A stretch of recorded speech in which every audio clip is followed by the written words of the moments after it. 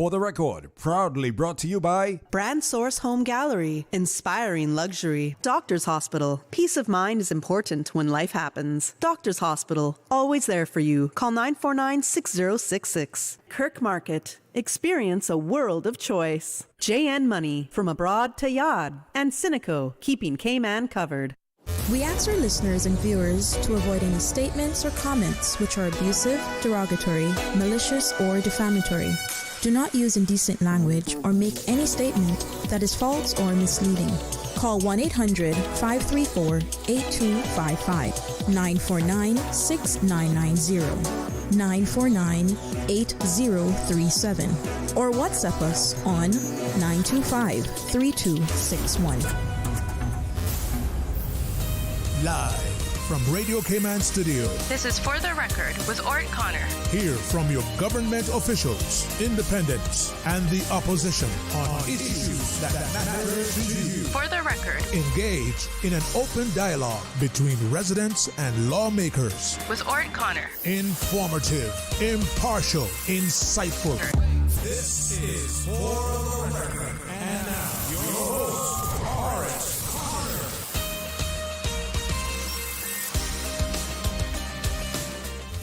Good morning, good morning, good morning, O land of soft, fresh breezes and verdant trees so fair. Today is Monday, the 20th day of April 2026, right here in the beautiful Cayman Islands. We do hope and we trust that everyone had a restful, peaceful, enjoyable weekend. Those of you who are on our roads, whether you're a pedestrian, a cyclist, or if you're operating any type of motorized vehicle, we urge you to please be extremely cautious. Ensure that you observe the rules of the road because the life you save may just be your own. For those of you who are celebrating a birthday today, or if you've celebrated one over the past few days, we want to wish you a happy birthday or a happy belated birthday, whichever is applicable, and to remind you that For the Record birthday shout-outs brought to you by Coca-Cola and the Credit Union. Coca-Cola, available across the Cayman Islands. You should accept no substitutes from generation to generation. Coca-Cola, still a Cayman classic. And the Credit Union. Credit Union looks forward to serving the people of the Cayman Islands for the next 50 years and beyond. Those of you who have lost loved ones, again, we want to extend our sincere condolences to you. We hope and we trust that your faith will help to carry you through these extremely challenging times and that the memories of your loved ones will be a blessing. Those of you who are ill and are either at home or at a medical facility here in the Cayman Islands or overseas, we want to wish you a speedy recovery as well. And as usual, we want to give a big shout out to our colleague here at Radio Cayman, Mr. Joel Wilson. So let's look at the birthday shout-outs. And first of all, mentioning Mr. Joel Wilson, his mother celebrated her birthday last week, Thursday, the 16th of April.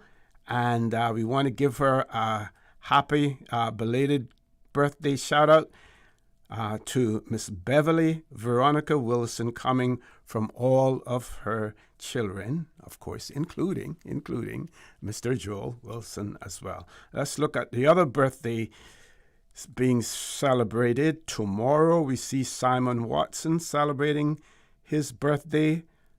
Michelle LeMay celebrating his birthday as well. KK, Miss Karen Hyde celebrating her birthday tomorrow along with Mickey Henry. Do we have any for today?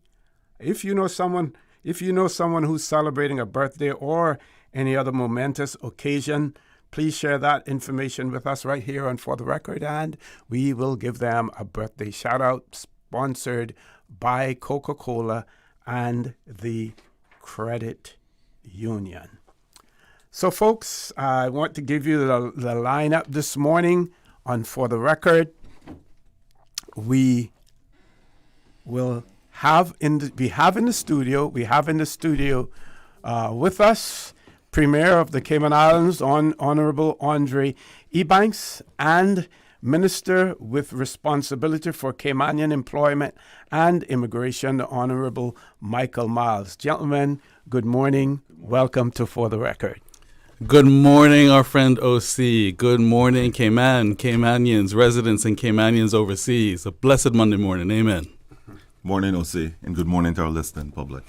Okay, Premier, you couldn't have timed it better this morning. God's time, my friend. Right on time. So we're going to throw the mic straight over to you just to let our listeners and viewers know that the Premier will be with us until 8 o'clock, the 8 o'clock news. 8 o'clock, yeah. Okay, and then Minister Myles and Chief Officer Mr. Howell, they will be with us until 10 o'clock this morning. Yes, talking sir. about those important immigration changes that are being made as well. Premier.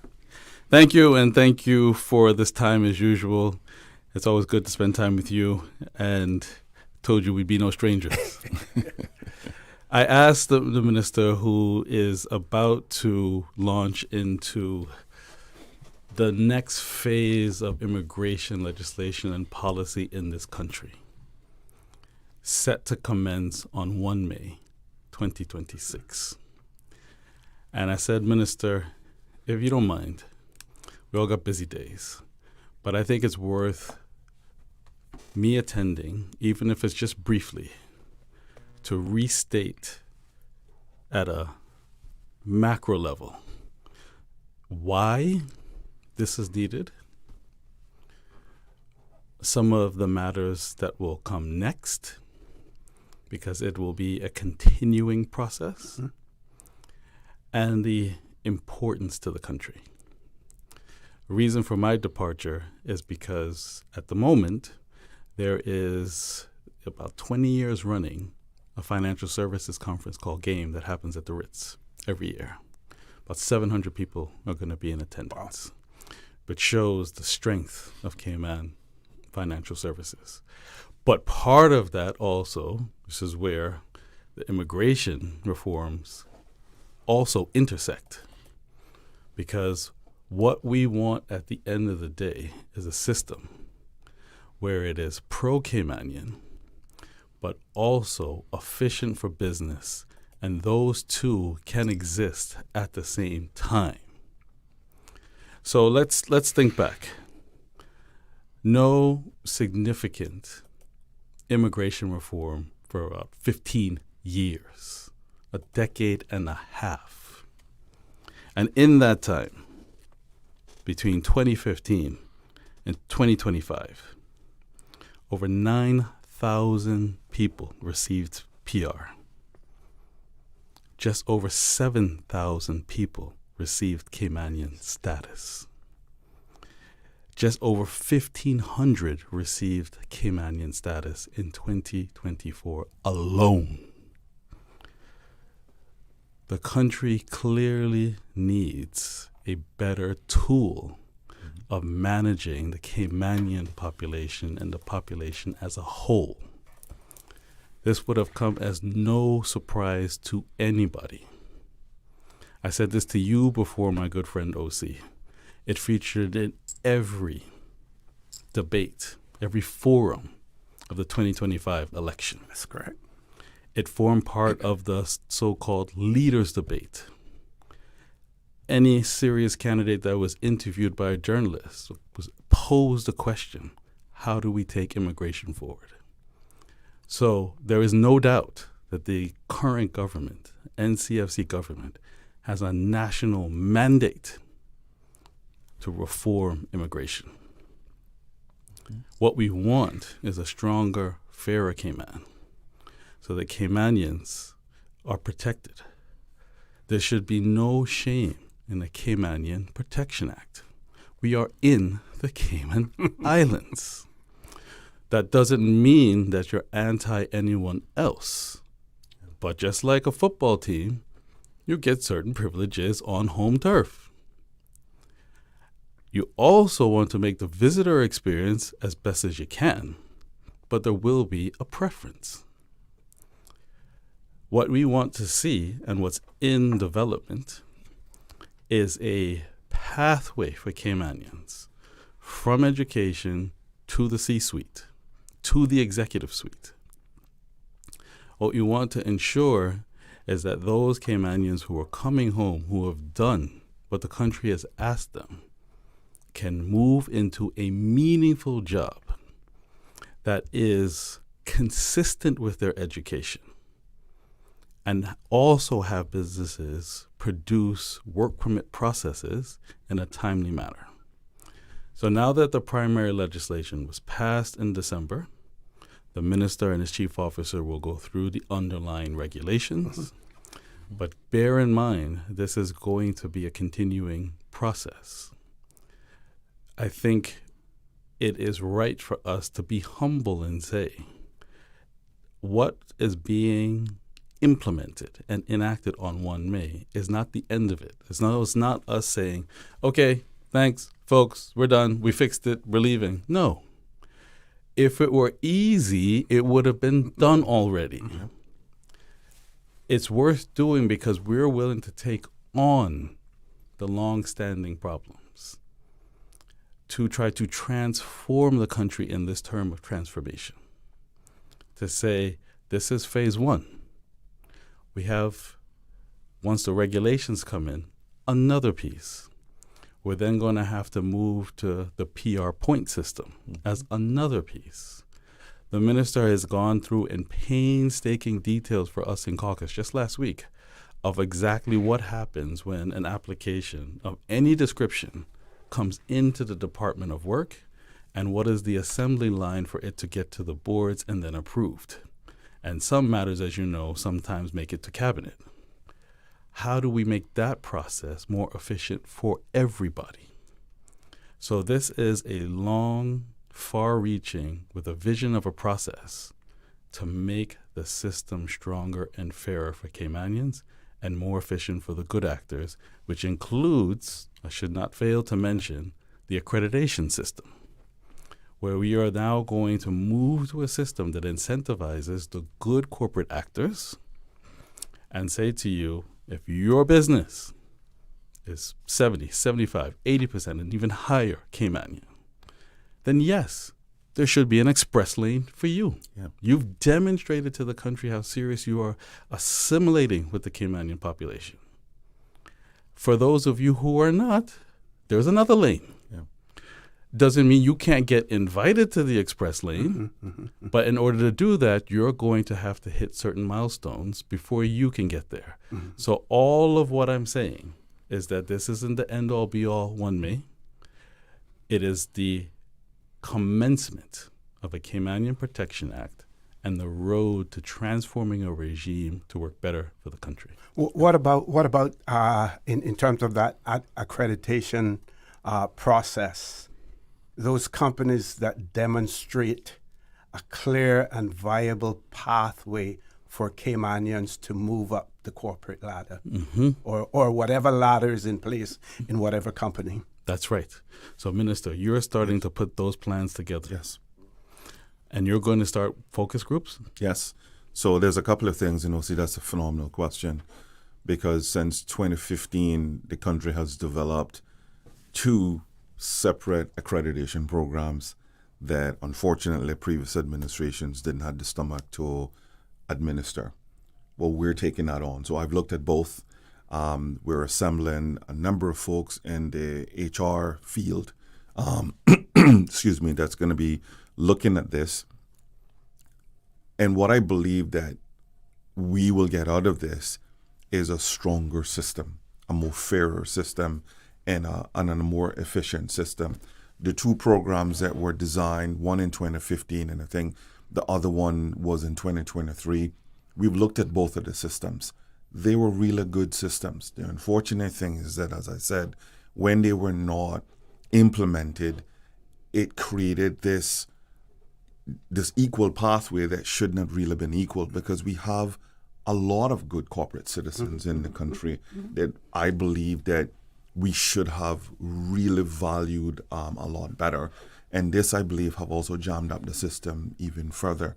We also have looked at how we start to move away from temporary work permits, because I think that that's also another aspect that once we put in an accredited system, we're no longer going to need a temporary work permits, and we can allow those to go back to what really they were meant to be, 1 to 3 months, and then they leave. That's a powerful point. If I could just jump in there, remind me of the stat of the temporary work permits in the system, that the applications. Don't they dominate the application systems now? It's about 40,000, yes. That was never the intention. Yes. It's one of the most powerful pieces of evidence that the system is not working as intended, and it's being utilized as seen as the most effective route to get a work permit. We now are turning that back to its primary purpose as an interim measure to get onto the full pathway. Right. Okay, with that, gentlemen, we're going to take a commercial break, folks. Please stay tuned. For the record, we'll be back shortly. Cineco's parametric insurance after hurricanes is now available for motor policies. Fixed automatic payouts cover incidental vehicle expenses like fuel, cleanup, and minor repairs. No claims, no damage required. $200 for comprehensive policies or $100 for third-party policies. Available exclusively through Cineco and included with all new motor insurance policies and upon renewal for current policies. Visit Cineco.ky today. Cineco, keeping Cayman covered.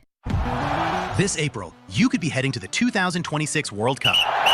Coca-Cola is giving away 4 epic trips for 2, including flights, hotel, transfers, and tickets to see the 2026 World Cup matchups live. Catch world rank number 4, England versus Croatia, and defending World Cup champions Argentina as they take on Austria, courtesy of Coca-Cola. Grab any Coca-Cola product, Coke, Sprite, Fanta, Dasani, Smart Water, scan a QR code, or drop your entry in-store. It's that easy. Shop anywhere Coca-Cola is sold. Supermarkets, gas stations, convenience stores, and food trucks. Contest closes April 30th, and winners revealed May 8th on National Have a Coke Day. Coca-Cola, drink it in and live it up at the World Cup. When you join the credit union, you're not just a customer. You're a member owner with one equal vote. As we celebrate 50 years, our members continue to share the benefits. Enjoy strong dividends on shares, competitive loan rates, and the lowest lending fees on the market. Plus, we're the only lender returning up to 2% of loan interest to our members every year. For 50 years, we've helped Caymanians save, borrow, and build brighter futures. That's the credit union difference. Visit creditunion.ky to learn more. Did you know that Doctors Hospital provides urgent care services 24 hours a day, 7 days a week? And Doctors Hospital's urgent care physicians have access to the most advanced MRI and CT imaging in the Caribbean, providing reliable diagnostics when you need it most. When you need quality urgent care for an illness or injury, Doctors Hospital is here for you 24/7. Whether it's a migraine, chest or abdominal pain, shortness of breath, broken bones, or another urgent need, Doctors Hospital at the top of Walker's Road. Urgent care right now. Radio Cayman News. A second man has been charged in connection with the armed robbery. The sitting will be the final meeting of the current parliamentary year. We're filing a motion to ask government to consider a fuel rebate. The exhibition celebrates Cayman Brack's historic homes and landmarks through local art. Radio Cayman. Your voice, your choice for today's biggest news. 7 days a week.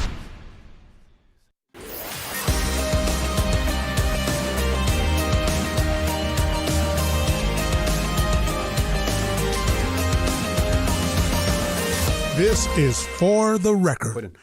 Good morning and welcome back to For the Record. For those of you who are just joining us, we have in the studio with us this morning Premier of the Cayman Islands, the Honorable André Ebanks, and Minister Michael Myles, Minister with responsibility for Caymanian employment and immigration. The Premier is going to be with us until 8 o'clock for about another 11 minutes or so, and then Minister Myles and his Chief Officer, Mr. Wesley Howell, will continue after the 8 o'clock news. Premier, over to you. Thank you again, OC. And for those now tuning in, good morning. I mentioned that I thought it was important as the Minister and his Chief Officer come to give an overview of the legislation, commencing to emphasize 1 May 2026 and the underlying regulations to again restate the importance and the why for this reform to the country. We discussed that in the last segment. I also wanted to give some proof points that this is going to continue to be an evolving process and the next set of reforms. And it's actually an area that I would love to get you involved in because we're going to start to build some focus groups around it. Residency by investment. Right now, in order to achieve certain certificates, PR by independent means and substantial business presence and whatnot, most, if not all of those are tied to the purchase of real estate. We are a small country. Land is finite. Caymanians are coming home and are worried they can't get onto the property ladder. We also have projects and investments that always can't be put into the budget. So how do we now match these two challenges and create an opportunity? Having spoken to a number of practitioners, say, wait a second, is there any reason why these residency by investments must be completely tied to real estate? Can we not think outside of the box and say, hang on, maybe a portion of it is, and pay the higher, for those over $2 million, the higher stamp duty rate that the NCFC government implemented. But other portions of it could be dedicated to projects that aren't in the budget, that you may not be able to get to. If a school needs a roof, if, for example, we're trying to enhance a particular facility, can we not have that money by investment go into a dedicated fund? What we'd have to work out is how you're going to make sure that that is regulated, the exact budget items that it is going to be able to say, if you're coming to the country and you want to invest, it's more than you just investing in your personal real estate holdings. It's how you who are coming to the country and getting a permanent status, not Caymanian status, but a permanency.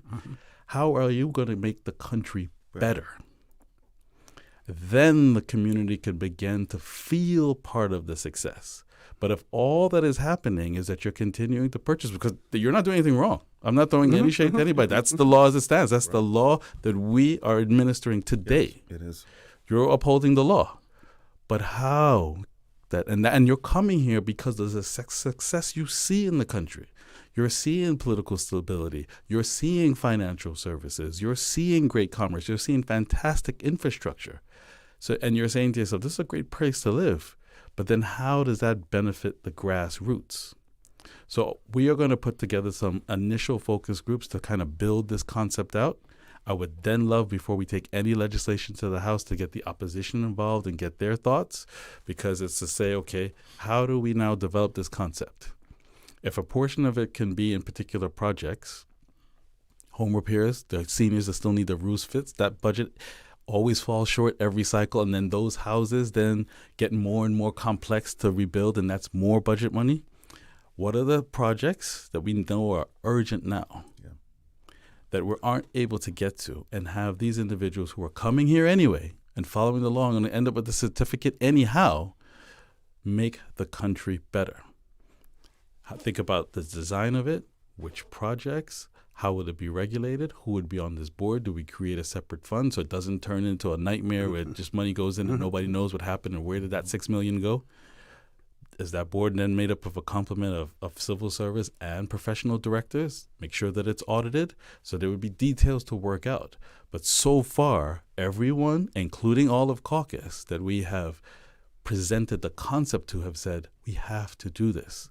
We have to move away from residency by investment solely being tied to real estate. Question, we see recently, actually last week, Mandami in New York, and he gave out figures in terms of the number of residences in New York that are used as second homes, as second property, not occupied.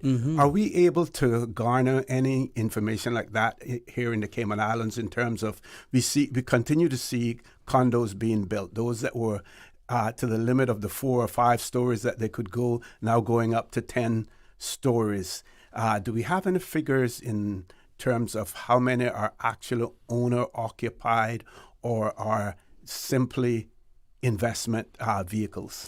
I think there'll be a number of pools of data that you could pull on to try to have that data, to have that information. I don't know that it's a statistic that is regularly reported. It's not. But here, this again presents an opportunity. And this may be, to give yourself a shout at OC, this may be the first time we've uttered this concept to the media. So we've given you an exclusive right here on Radio Cayman this morning. Yes. This has been conversations that has been within caucus and a few trusted practitioners who know, and also civil servants. The Chief Officer, Wesley Howell, knows, the DG knows. So it's something that we have been talking about for the last few weeks, but this may be the first time we've uttered it publicly. And I'm happy for us to be right here with you, someone who knows immigration policies and knows exactly what we're talking about. But that, my friend, is the opportunity. How do we really now mine this data? And importantly, concept has also been rolled out by some families who have already moved here and said, well, look, if I had to do that when I came here, because I wanted to know, is this pie in the sky? If this had been the rule when you'd come in and your certificate was 2024, would it have dissuaded you and would you have gone to, say, another country? Actually, no. They actually wanted to do it. Actually, I would have done that because I was kind of wondering, well, this sounds like a pretty nice arrangement. This is all I have to do? If you're now asking me, and I see things that need to be done, I see schools that need roofs, I see seniors that need roofs. If you're telling me now that I would actually contribute, it would actually make me feel better and closely connected to the community. So we think it has legs. More to come. Okay. And when I look, Osi, that we've had a foreign contingency over the last 25, 30 years that have also come into the country that have invested in the arts, the National Gallery. We've had a lot of passionate folks who've moved into the country who've invested in that. That was built, not by the Caymanian government. When you look at animal protection, eventually Humane Society is going to have its own. The Rugby Association, they're building their own sort of small stadium as well. So we've had, over the last 25 years, folks who've come in, and this is where the Premier has had the vision of saying, let's diversify this. In addition to that, we hear the concerns of our young people that are saying, home ownership is becoming out of my reach. And a lot of it is because we have a PR system that the only investment is property for folks who want to also come into the country and live here, and certainly become Caymanians. We also need to start to look at those people, as you rightfully pointed out, where they want to make an investment, they hear on some level of business investment, and they're on the road of becoming a PR applicant. However, we can't afford for them to buy 2 or 3 condos or buy land, but how can we ensure that they continue to invest in infrastructure? And this is where we are going as an NCFC government, and we're saying, okay, let's remove that. They're actually excited about, building a school or building a road or, putting in, some other infrastructure. Let's go down this road where it's a collaboration, or at least let's engage them in that. And we've actually had a number of people who are saying, I would have preferred to do that route. Okay, Premier, I know you're going to leave us, but I want to give you an opportunity to comment on the article in the Cayman Compass this morning. Premier announces Cayman's U.S. recognition insurance bid. Oh, okay. All right, so let's close off on immigration, and I promise I'll give you that. Okay. So, again, for those tuning in, 1 May 2026, Caymanian protection returns to Cayman. Doesn't mean that we are anti-business. Caymanians need business.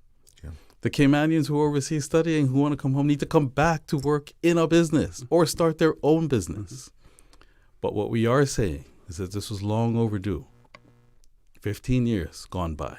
Exploding numbers. Need a better population management tool, a fairer system that works for Caymanians, gets them in the positions that we have to offer them coming back to the country, and ensuring that we reward good corporate actors and try to incentivize and motivate those to become more like the good actors. Couple of points before I leave. You raised it. That article is referring to reinsurance. You and I have you've heard me say this a few times. So reinsurance and insurance has been long on the statute books for Cayman for a while. But in the last 2 to 3 years in particular, there has been an organic, sustained increase for a variety of factors in Cayman's regulatory sphere that make it more attractive. What that article is referring to is that now we already have our own statute, but a lot of the business is U.S. based, and there's a particular U.S. insurance standard called NAIC. Okay. My government and with the regulator have said, if this is now coming to the island in a larger way, then we have to put up our regulatory guardrails. It's not enough for it to just come here and say that our statutes on the books are enough. If it's coming primarily from the U.S. and they have an international standard that is recognized around the world, then let's go out and meet it so that we're doing both things. Good to have the businesses here, make sure that our regulatory guardrails meet that challenge. Because the opportunity that comes from reinsurance is that they have a substantial presence in Cayman. They're offering a whole new range of jobs of Caymanians that haven't predominantly been here. I don't know if any of you know what an insurance actuary does. It's a very complicated science, and this isn't pie in the sky. There are Caymanians now who've studied that. Exactly. And some of them have been employed in this industry, and some of them are coming back to be employed. If it's not here, those Caymanians might go and give their talents to another country. So this is bringing substantial business presence to help drive the economy even further, bolster our international reputation, provide jobs, scholarships, and other charitable opportunities that strengthen the financial service ecosystem we have in Cayman. Exciting stuff. It would be remiss of me to leave here and not comment on the landfill fire. Okay. Number one, for all the first responders, all of the civil servants, all of the ministers, and the governor in that whole assembly line chain to respond and come to a successful conclusion to that in relative terms was extraordinary effort, and I thank them all, particularly the first responders. Minister Kathy herself was out there near the fire looking at it, actually out there with her team. Going forward, we know this has been a long-standing, so let's not just say that this was just something that rocked up yesterday and what's the government doing about it. If it was easy, just like immigration reform, it would have been done already. However, what we can say, and the Minister Kathy will be speaking this to herself, of what are her short, medium, and long-term plans to put this to bed. She has to make sure that we completely wind down the existing region contract, which is very complicated stuff. It's not an IOU between me and you at Foster's. This is a very complicated legal document that has to be wound down before you end up in litigation with the counterparty. You then now have to have a plan of what you're going to do in terms of waste generation and so forth and capping things off. So from our briefing in caucus from the minister, we have confidence in what her plans are going forward as the interim steps for 26 and 27 and planting capital for a facility, 28, having the funding for the capital for a facility in 28 and 29 to get on the road to that, because the country has to get moving on this. As former Chicago Mayor Rahm Emanuel said, never waste a crisis. What the Dumb Fire did, if there's any sort of upshot from it, is that those wheels in the government team that are working on other things and now say, like, now we really do have to ensure that this is priority. That's hopefully the good that comes from it. Okay. So with that, I wish the country well to really tune in and listen to the minister and his chief officer as they give the overview of the legislation, invite questions. I think he has a set of FAQs of the known sort of queries that come up around this. And remember, folks, this is not end-all, be-all stuff.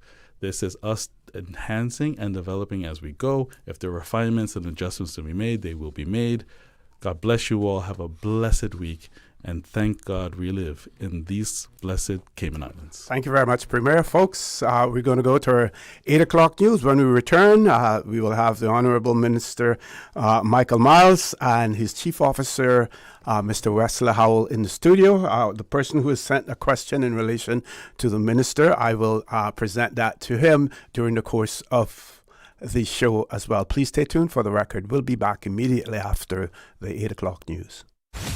For today's biggest news. Radio Cayman, the voice of the Cayman Islands.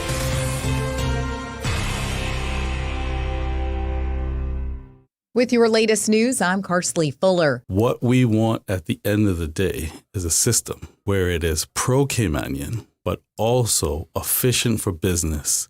And those two can exist at the same time. Premier the Honorable André Ebanks is speaking to immigration this morning right here on Radio Cayman's For the Record as Cabinet approves the official commencement date for amendments to the Immigration Transition Amendment and Validation Act set at May 1st. The regulations are the Caymanian Protection Fee Regs, the Caymanian Protection Temporary Work Permit and Business Visitors Permit Regulations, the Caymanian Protection Amendment Regs, and the Caymanian Protection Arrangements of Convenience Regulations. Government says a, quote, key component of immigration reform is the introduction of the Caymanian Protection Fee Regulations, which consolidate all immigration-related fees into a single set of regs. This new framework will introduce a, quote, more structured, tiered approach to certain fees, ensuring that they are applied in a, quote, fair and proportionate manner. Premier Ebanks. What we want is a stronger, fairer Cayman, so that Caymanians are protected. There should be no shame in the Caymanian Protection Act. We are in the Cayman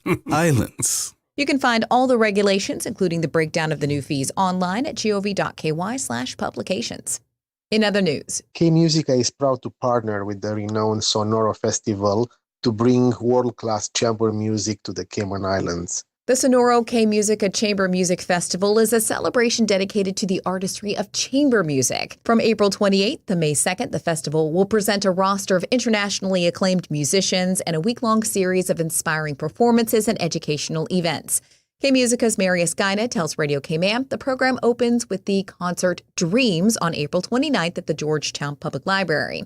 This will be followed by an invitation-only concert on the 30th, a children's concert on May 1st at Cayman Prep, and the finale on May 2nd at Elmsley Memorial Church. This is a must-attend for music lovers seeking an unforgettable cultural and musical experience. Get your tickets at eventbrite.com. Ticket sales support K-Musica's after-school programs that provide free instruments and lessons for local students. And Cayman Autism hosts its annual Autism Symposium on Saturday, welcoming international autism activist and professor of animal science at Colorado State University, Dr. Temple Grandin, as this year's keynote speaker. Well, I had a wonderful visit here. We went out and fed the stingrays. That was just absolutely fascinating. The event at John Gray High School Performance Hall featured more than 10 speakers and was expected to see up to 700 attendees, including educators, medical professionals, families, and advocates. In addition to speakers, there were several local organizations that hosted booths, and the premier, the Honorable André Ebanks, was there as well. It is so powerful to have an additional organization to join the nonprofit circle that we have in Cayman, but specifically that hones in on the matter of autism. For more information, head to autism.ky. Now with a check of international news, here's the BBC, which takes us out of the newscast. I'm Karsley Fuller. BBC News with Emily Thomas. Iran's President Masoud Pezeshkian says every rational and diplomatic path should be used to ease tensions with America, but it's still unclear if Iranian officials will attend talks with the US in Pakistan. Israel has warned people in Lebanon not to return to their homes in the south despite a fragile truce being in place. Meanwhile, the Prime Minister, Benjamin Netanyahu, says he's stunned and saddened after an image emerged on social media of an Israeli soldier hitting a statue of Jesus in southern Lebanon with a sledgehammer. Japan has told thousands of people in the northeast to evacuate coastal areas and go to higher ground after a big undersea earthquake. Authorities are now warning of a potential megaquake in the north. Reports from Ethiopia say the Tigray People's Liberation Front is to restore a regional parliament whose disputed election 6 years ago helped trigger civil war. It will replace an interim administration set up under a peace deal 3 years ago. A prominent Ukrainian Defense Ministry advisor, Sahiba Kresnov, says Russian forces have attempted to kill him by targeting his house with several drone strikes. He posted a photo of himself in hospital. BBC News. Stay in touch with Radio Cayman with the latest up-to-date, accurate news and information. For your convenience, the headline news will be repeated on our sister station, Breeze 105.3 FM, weekdays at 8:30 a.m. Follow Radio Cayman on social media, Facebook, Instagram, Twitter, or download the Radio Cayman app in the App Store or log on to www.radiocayman.gov.ky and stay connected to what's happening in the community. Radio Cayman, your voice, your choice, your radio. For the Health of It, heard on Wednesdays at 7 p.m. and repeated on Saturdays at 9:30 a.m. is brought to you by The Light Room. Tired of being unwell and struggling to find the energy and vitality to live the life you desire? Come get recharged from the inside out at The Light Room. Our non-invasive, holistic energy enhancement system detoxifies and energizes the body, enabling self-healing and balance. Book online at www.thelightroom.ky or call 938-HEAL, 38 Pasadora Place, GT. The 8 a.m. weather update brought to you by CG Britcay, where people come first. Pleasant good morning. Let's see what the skies have in store for us today as we take a look at the weather report. Current temperature is 82 degrees. Relative humidity is 83%. The barometric pressure is 29.98 inches and rising. The wind is out of the northeast at 5 knots. Overnight low was 78. Synopsis indicate light winds and smooth seas will persist for the next 24 hours due to a weak pressure gradient over the northwest Caribbean. Radar imagery shows some showers offshore around Grand Cayman as well as around Cayman Brac and Little Cayman. Now the forecast for the Cayman Islands for today, calling for partly cloudy skies with a 20% chance of showers, and temperatures will rise near the mid to upper 80s with a heat index of 96 degrees Fahrenheit. Your winds will be northeast at 5 to 10 knots. Seas will be smooth with wave heights of less than 2 feet. Tonight, mainly fair skies with a low chance of showers and temperatures dipping near the upper 70s tonight. Your winds will be northeast at 5 to 10 knots and seas will be smooth with wave heights of less than 2 feet. Today's high tide will occur this morning at 3 minutes past 11. Low tide this evening at 5:42. The sun will set this evening at 6:43 and rise tomorrow morning at 4 minutes after 6. And the outlook is calling for an increase in winds and seas as a high-pressure system builds over the eastern United States and tightens the pressure gradient over the northwest Caribbean from Tuesday. And that's the very latest on your weather report. The 8 a.m. weather update brought to you by CG Britcay, where people come first. If you have an objection to this marriage, speak now or forever hold your... Don't do it, Tevin! I still love you. I have since the day we stole your mom's car and got matching dolphin tattoos. Oh, Lordy. Janelle? From spring break, oh wait? Yes, it's me. Janelle, you've got to move on. We're like the wedding guest that doesn't ruin the ceremony. CG Britcay. Good like that. Since 1993, Rotary Central has worked diligently each year to provide quality bus shelters to our community. A traveling convenience to our school children, the elderly, young people going to work, guest workers, and visitors using the public bus. We, Rotary Central, help you, our advertisers, make it happen. Your marketing dollar travels a far way. Positioning your message, your product, your services, your presence in over 83 bus shelters. Every dollar you spend, every advert you place helps to build another bus shelter, providing modest comfort for Cayman travelers. Reserve space now on the only billboard medium in the Cayman Islands. Email rotaryshelters@gmail.com. rotaryshelters@gmail.com. The Bus Shelters, a partner in community convenience. Another inspiration program by Rotary Central Cayman Islands. Attention all farmers, importers, exporters, and valued customers. The Department of Agriculture made an important upgrade to better serve you. Effective immediately, their main reception will be accepting card payments only for key services such as rabies vaccinations, import and export permits, farmers' ID cards, animal adoptions, and processing. No cash payments will be accepted for these services at reception. This change will provide a more efficient service for everyone. So, remember to bring your debit or credit card when visiting the Department of Agriculture. For more information, call 947-3090. The traffic report is brought to you by Subway. Enjoy a delicious start to your day with breakfast from Subway.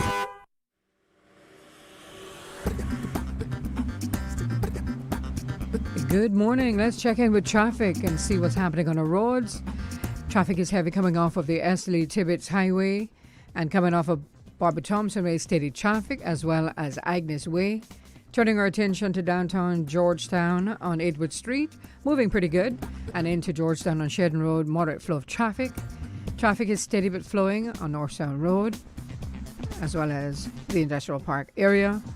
On the West Bay Road in front of the Ridge, traffic is moving at a moderate pace in both directions. Calder Avenue, traffic steady. Godfrey Dixon Way and Eastern Avenue flowing at a moderate pace in both directions. And steady traffic on the Linford Pearson Highway. Further up on Shamrock Road, traffic is moving at a moderate pace. Now, if you see any accidents, let us know by calling us at 949-6-990. It's a crawler-thon happening on Cool Road as traffic is steady. Heading east on Cool Road, traffic is moving along at a moderate pace and heading towards the Georgetown area. As mentioned, traffic is steady on Cool Road. That's what's happening on your roads. Join us again at about 10 minutes past 12. We'll give you another look at traffic. Remember, click it or ticket. Start your year off right with Subway's Fresh Fit menu. 4 protein-packed subs with 20 grams or more protein, under 500 calories, and loaded with full servings of crisp veggies on hearty multi-grain bread. Try the grilled chicken and avocado, the ham and turkey stacker, the seasoned steak and avocado, or the turkey and ranch delight. Big flavor, plenty of protein, and fresh veggies in every bite. Fuel your day the Fresh Fit way. Only at Subway. Subway. Eat fresh. The traffic report is brought to you by Subway.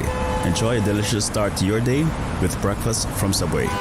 The BCG vaccine protects against tuberculosis, a bacterial disease that affects the lungs and spreads through the air. Under the updated National Immunization Schedule, the BCG vaccine will now be offered only to individuals at higher risk of exposure because the risk of tuberculosis in Cayman Islands remains low. Vaccines help the immune system prepare to fight infection before serious illness develops, helping reduce the spread of disease in the community. Ask your healthcare provider about the updated schedule today. This message is brought to you by the Ministry of Health, Environment and Sustainability and the Public Health Department. This April 25th, join Triple C School for a night of joy, celebration, and giving back. It's the Faith to Soar at 84 Celebration Gala at the Family Life Center on Academy Way, Georgetown. Seating starts at 6:30 p.m., so arrive early. Enjoy a delicious Cayman-style menu with fish, turtle, conch, chicken, and Cayman-style beef, plus all the trimmings. Be ready for amazing performances by the UCCI Performing Arts Ensembles, Triple C Band, and Choir. And don't miss your chance at spot prizes. Tickets are just $100. Smart casual attire. And all proceeds go towards the Triple C Scholarship Fund. Come celebrate 84 years of faith, community, and excellence. Because together, we soar. We soar.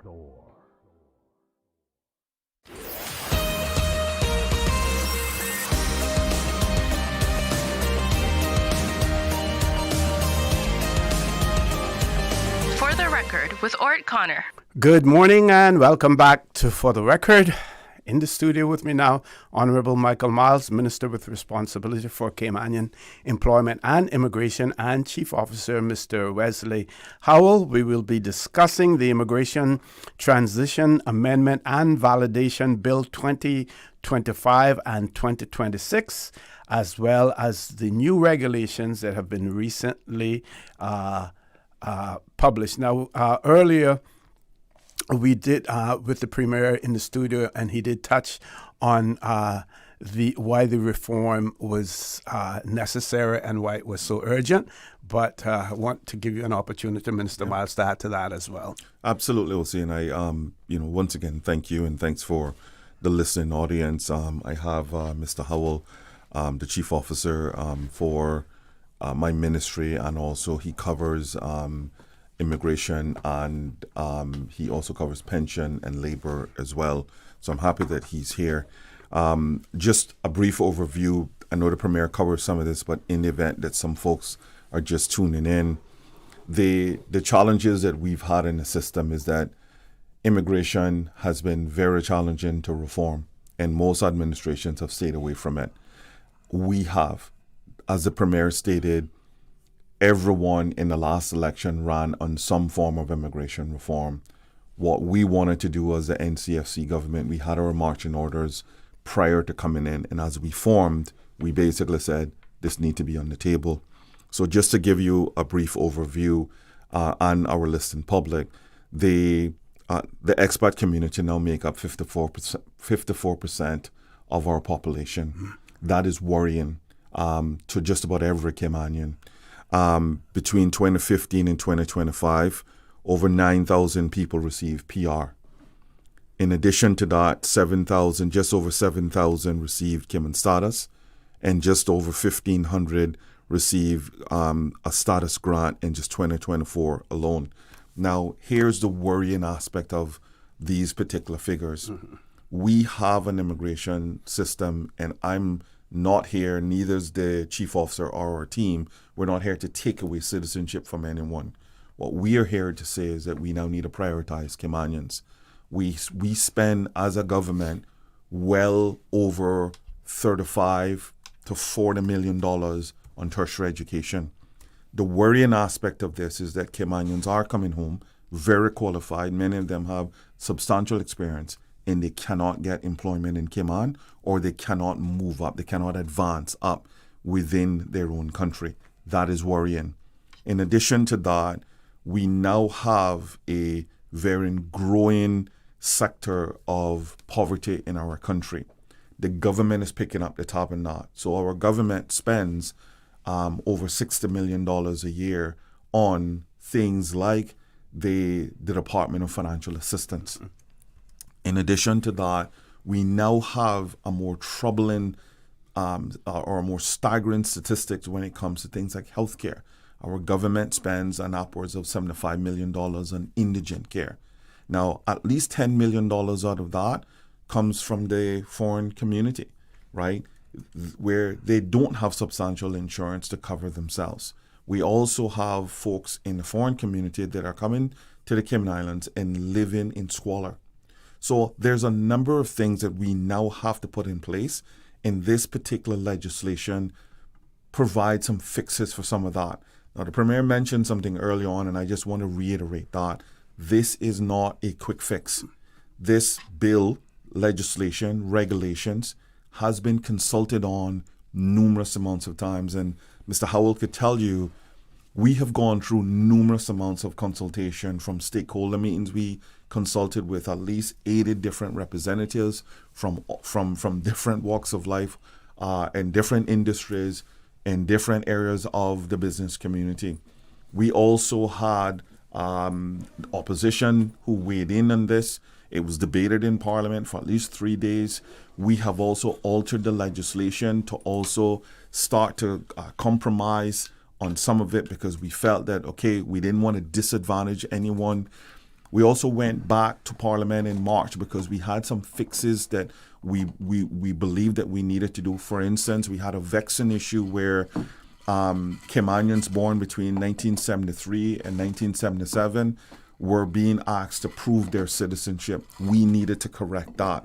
We didn't want to also disadvantage folks who had already applied for their permanent residence and was already through the gate. We didn't want to disadvantage them by having them be a part of the new legislation. We wanted them to be a part of the existing legislation. So there's a number of things that we've put into this that we believe that is going to improve the standard. Now, I want to also preface this as saying this doesn't fix the operational issues at the department. We are also working on that. We are hiring more staff. So we've hired more staff. We have improved in context the training of our staff. Because of the new legislation, we wanted to make sure that staff is very comfortable in administering this. We also have a national immigration policy that's now being in the making. I think that's going to be life-changing for our immigration leaders, and I believe for our business community, because for the first time in probably history, we're going to have one policy that the business community, our immigration team, and certainly anyone else can actually go online to say, here's what the law says, here's what the immigration policy says. It's pretty, consistent. So there's a number of things that we've put in place. This has been hard stuff. This has been my sleepless nights. I'm sure Mr. Howell can tell you his as well. We have done everything in our power to ensure that we are very balanced with this. Some will say we have gone too far. Some will say we haven't gone far enough. Our responsibility is to ensure that we create efficiencies. We ensure that people are being held accountable because there's a lot of cheating in our system. A major part of this, OC, is ensuring that, one, we have departments that sit outside of WORC that is going to be part of this. So at least 14 organizations, including WORC, must start to share information with each other in terms of ensuring that there's more enforcement. Mm-hmm. No one, and I've said this to our the Department of Labor and Pension, I've said it to our immigration department / work, no one is going to get an army of people to enforce. No one is. So therefore, we need customs on board, the RCIPS on board, DCR. We need Health Insurance Commission and a number of other organizations to ensure that information is being shared and ensure that when we sit down to plan anything to do with enforcement, we have those players at the table. Mm-hmm. So that's comprehensively why this legislation has been important. We're not done. It is going to consistently be refined. We are going to see things in legislation that in probably the next 2-3 years that may not be fit for purpose. We need to change it. We cannot be like previous administrations that we see things that's happening within the system that we shy away from changing it because it's not popular. I personally don't care about being popular. I simply want to ensure that Caymanians are protected and the product that we're offering as our immigration department is efficient and it can evolve into something that we know that needs to be changed. We change it. That's what this is about. So quite often I am being told, we felt that it wasn't thought out. Well, everybody in Parliament voted for it, right? So it wasn't one person or two people. Everyone voted. It wasn't just our party, but opposition voted, and certainly our independent members voted as well. What we're now doing is ensuring that the operationalized pieces, we can support Director Scott and his team to make sure that the efficiencies are in place. Businesses want predictability. Businesses want consistently. Certainly. Consistency is the major part of why this legislation must be put in a position where our department is successful. There are going to be pitfalls. Let me say this to the public. There are going to be shortcomings. We're not saying that we have everything perfect. It is not. It is not a perfect legislation. What it does, it evens the playing field. It prioritizes Caymanians. It ensures that Caymanians have a fair shot at least employment in our country. It also protects the foreign persons that are coming into the country, because what it also stops is exploitation as well. A major part of this legislation is the rollover period, right? So a person can no longer job hop. That also protects businesses, because the biggest outcry that we've had is businesses saying, I brought this person from wherever, I've paid good money to have this person in, and within 3 months of coming on the island, boom, they're gone, and they've lost their investment. Mm-hmm. We can no longer have that. However, it protects that foreign person that if that organization is exploiting them, they can then go make a case at the Department of Labor and Pension and remove themselves out of that and move on to a business who's going to treat them fairly. So it is a balance, and we are bringing the legislation for pension and labor up to speed with our immigration legislation as well. So, I just kind of wanted to reiterate some of the things that the Premier has said it. Certainly. With that, we're going to take a commercial break. So when we return, we're going to go into more aspect of the changes that are due to come into effect on the 1st of May as well. Folks, please stay tuned. For the record, we'll be back shortly.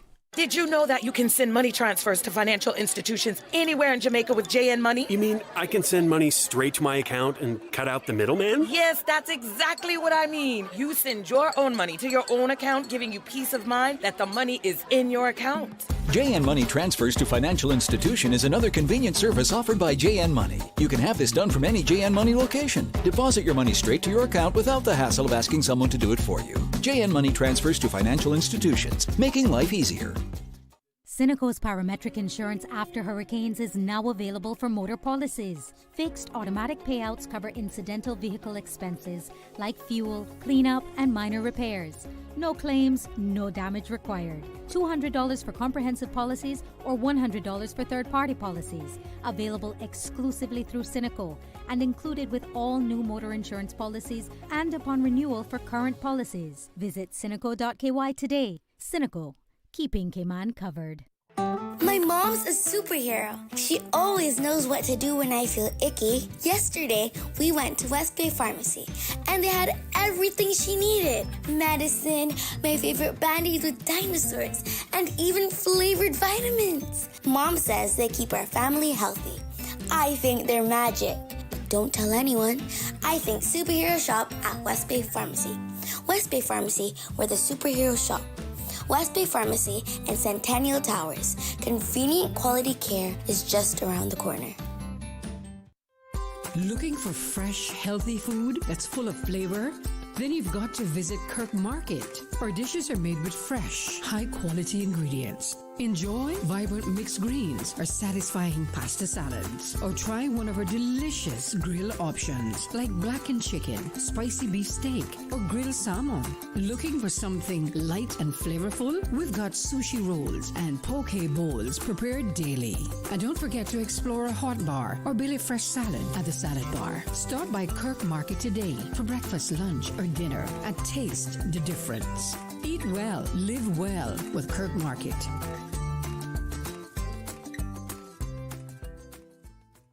Hey, this is Lord Graham, as I'm known on Radio Cayman. My first early members of Radio Cayman was when they first started. We had a cousin of mine, Lomax Rankin, who was one of the first people to work for Radio Cayman. And whenever we were having a get-together or some sort of little party, especially on weekends, and then he would play Music Express, the music that we love or the music that we could dance to. So I want to say happy 50th anniversary to Radio Cayman, the best in the land.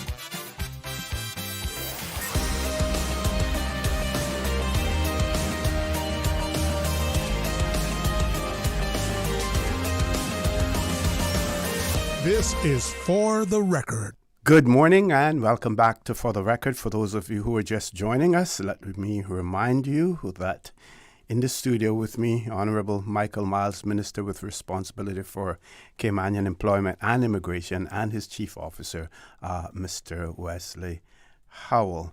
So, gentlemen, can we talk about some of the areas that the public has expressed concern about? We know that the Minister just mentioned job hopping, but there are a few more as well, Mr. Howell. So yes, and to add on to the job hopping bit, we were taken to task a few weeks back in relation to reports of exploitation of certain nationalities within the islands. We know of certain arrests that have come through for all sorts of abuse of foreign workers, and this idea of the 2-year anti-job hopping also helps to protect that vulnerable population of foreign workers when they come for, so we have, to be blunt and honest, the Caymanian employers who are bringing workers from, in some cases, halfway around the world with no work for them. They get here and then have to find a new employer to take out work for them, a work permit for them, and then they try to work to recoup some of their traveling expenses and other things that they've done. This now sets a clear and measured approach to saying this process of hopping from one employer to the next within your first year, first 3 months, first 6 months is no longer going to be allowed, which will put a serious damper on that aspect of it. Minister met with the ambassador for Nepal out of the UK last week, and one of the concerns that they had was around exploitation of their workers in particular. Persons who follow the media would remember that we had a prosecution in the courts with a Nepalese national who was in possession of fraudulent work permit documents, again, appearing to be taking advantage of individuals. So that's a clear indication there that is a problem that we needed to fix, and that 2-year will help go that way. The changes then that are concerning to folks as well is the policy of earning capacity in order to be able to have dependents in the islands. So currently the internal policy is $3,500. In regulation, in legislation, that's going to be now $5,000 per household for the first dependent, and an additional $1,000 per month for any additional dependents. And the reason for that is that there's no secret that we're an expensive jurisdiction to live in, particularly when you're talking about students having to go to private school and so on. So those numbers better reflect the full cost of having dependents here, covering their expenses, health insurance and all those things. We also then have the lengthening of the runway as it relates to qualifying periods for permanent residency and for right to be Caymanian through marriage and through the PR point system. Those are shifting. So currently an individual married to a Caymanian or in a civil partnership with a Caymanian can be granted RERC immediately after marriage, and then within 7 years of marriage they can then apply for the right to be Caymanian. That is changing on May 1st, so the 7 years will become 15 years through the marriage arena. Similarly for persons who are naturalized. So work permit up to 9 years, typically apply for PR at year 8. Mm-hmm. If PR is granted within a year of that, so at year 10 they are naturalized Cayman Islands passport if they desire to go that way. And then within 15 years they would be eligible to apply for the right to be Caymanian. That's now being pushed out, so naturalization wouldn't come until year 15 and right to be Caymanian then at year 20. So the even though we're not touching the PR point system in this round of amendments, what we are doing is pushing out those timelines, and that allows the process to work itself. Mm-hmm, mm-hmm. In the case of sham marriages and marriages of convenience, that longer time frame gives an opportunity for more scrutiny, more ability to deal with cases that come forward where those are proven then to not be legitimate, and we can remove that immigration benefit that they're getting through that sham marriage. And the other aspect as it relates to the PR and the naturalization, that is one of those areas, and I know the DG would like to have that reversed so that we don't have individuals with BOTC Cayman Islands passports who are not Caymanian as it is defined in our domestic legislation.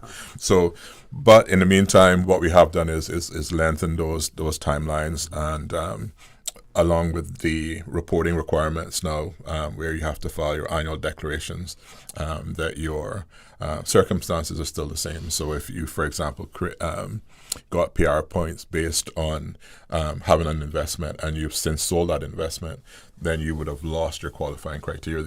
Your PR could literally be revoked at that point for that. So annual declarations are there across those facilities, and we've increased the penalties, maximum penalties under the law for false information on those applications and those declarations. So that goes up to $20,000 or 2 years in prison.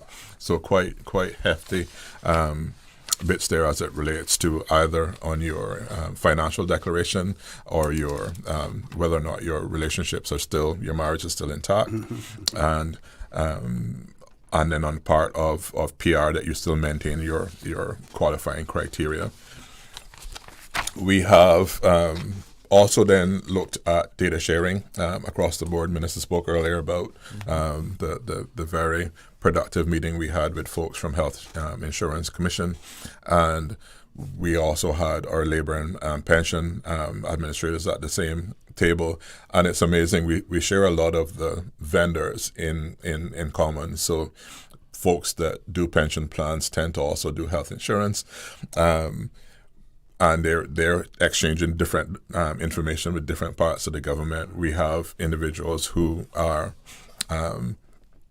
cheating on their work permit fees, but are also then, doing the same on their trade and business licenses. They're doing the same on health insurance.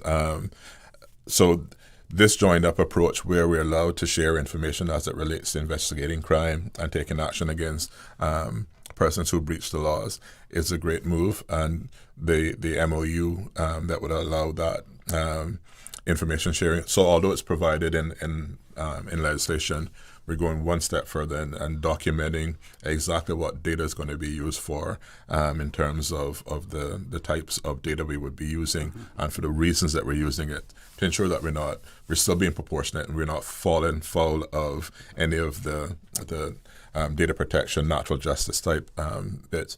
But with that information, we can then work a whole lot more efficiently because, as Minister always says, we can't hire enough enforcement people to move us out of people not being compliant, and the concerns around persons not having health insurance that are on island, persons not paying pensions when they're supposed to, and persons, again, working outside the terms, working illegally within the Cayman Islands. Those are all issues that, while they might seem to be victim-less crimes, they come back in terms of lots of expenses as it relates to carrying HSAs, carrying capacity there, as well as individuals who are being shortchanged. And if individuals are relying on a pension that isn't there because their contributions weren't paid in, then those are life-changing issues for persons. So those are coming in as well. The long-awaited change as well for deeming provisions for persons born in the Cayman Islands before 27th of March 1977. That is in there. I've had people call me up to say, when can they get their national ID that proves they're Caymanian without having to go through an acknowledgement process? That will happen as of May 1st with this deeming provision if you were born in the islands before 1977. And that... So you would only basically have to provide proof that you were born in the Cayman Islands. Absolutely, birth certificate, and prove that you are who you say you are. That is sufficient. Yeah. And from that, we can then sort of connect the dots. So if you were born in the islands before 77, you have a child born to you, then you can tie that back together and make it easier. We haven't solved it for all Caymanians, but that is a major chunk of individuals who haven't otherwise been documented to be Caymanians, formally to be Caymanian, and that will help in that regard tremendously. Minister, I don't know if you had any bits that you wanted to jump in on this particular one. No, I think we need to talk about. There's also an issue with the business community, in particular, the law firms and accounting firms. One of the biggest questions that we're asked is that they don't give 2-year contracts; they give 18-month contracts. And one of the things that we've been saying to them is that really nothing changes. If an individual has a contract for 18 months and they decide that they're not going to renew with that particular company and it's an amicable separation, all that organization has to do is write immigration, releasing that person from their work permit and wishing them a blessing to move to another job, and that suffices, right? I've tried to ensure that people also have an understanding that we can't legislate everything. Some of it we are going to have to ensure that the director's discretion is the director's discretion. And I trust the director that his discretion is going to be enough. So that's one of the questions that I often get. Well, what if it's a 1-year contract?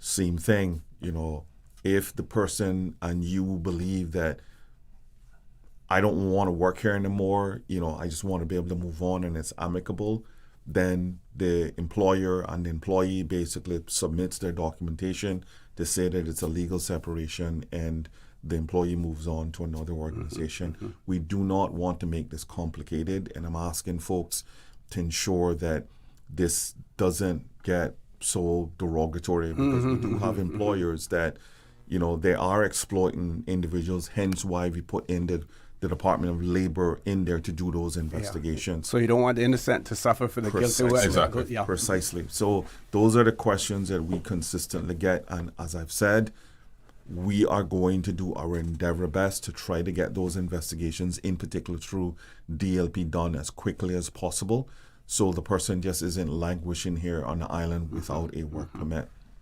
Okay, gentlemen, with that, we're going to take a commercial break. Folks, please stay tuned. For the record, we'll be back shortly. Accidents and illnesses can strike without warning.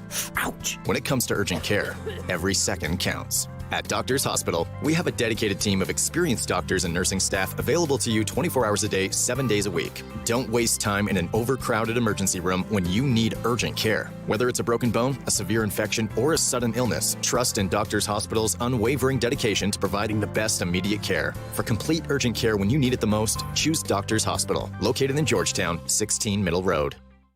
There you go, sir. Thanks for choosing JN Money Transfer. Boy, thanks to JN Money Transfer, I can stay right here in Cayman and pay mama bills back home in Jamaica. Her water, light, phone, and other bills never late. Every month I pay everything in one place. Make payments to over 30 companies in Jamaica through JN Money Transfer. Fast, affordable, convenient. Call 1-800-744-1163 for details. Spring forward and save 20% on GE appliances. All throughout the month of April, enjoy 20% savings on GE appliances across a wide range of categories. Washers and dryers, refrigerators, cooking, dishwares, and wine and beverage coolers. Have you been thinking about replacing or upgrading your appliances? Now is the perfect time to shop and save. Take advantage of the GE Appliances Spring Forward sale happening now at Brandosaurus Home Gallery. Enjoy 20% off America's #1 most reliable appliance brand. But don't wait! Offer ends April 30. Visit Brandosaurus at 209 Dorsey Drive Industrial Park or call 623-5000. Looking for fresh, healthy food that's full of flavor? Then you've got to visit Kirk Market. Our dishes are made with fresh, high-quality ingredients. Enjoy vibrant mixed greens or satisfying pasta salads. Or try one of our delicious grill options like blackened chicken, spicy beef steak, or grilled salmon. Looking for something light and flavorful? We've got sushi rolls and poke bowls prepared daily. And don't forget to explore a hot bar or Billy Fresh salad at the salad bar. Stop by Kirk Market today for breakfast, lunch, or dinner and taste the difference. Eat well, live well with Kirk Market.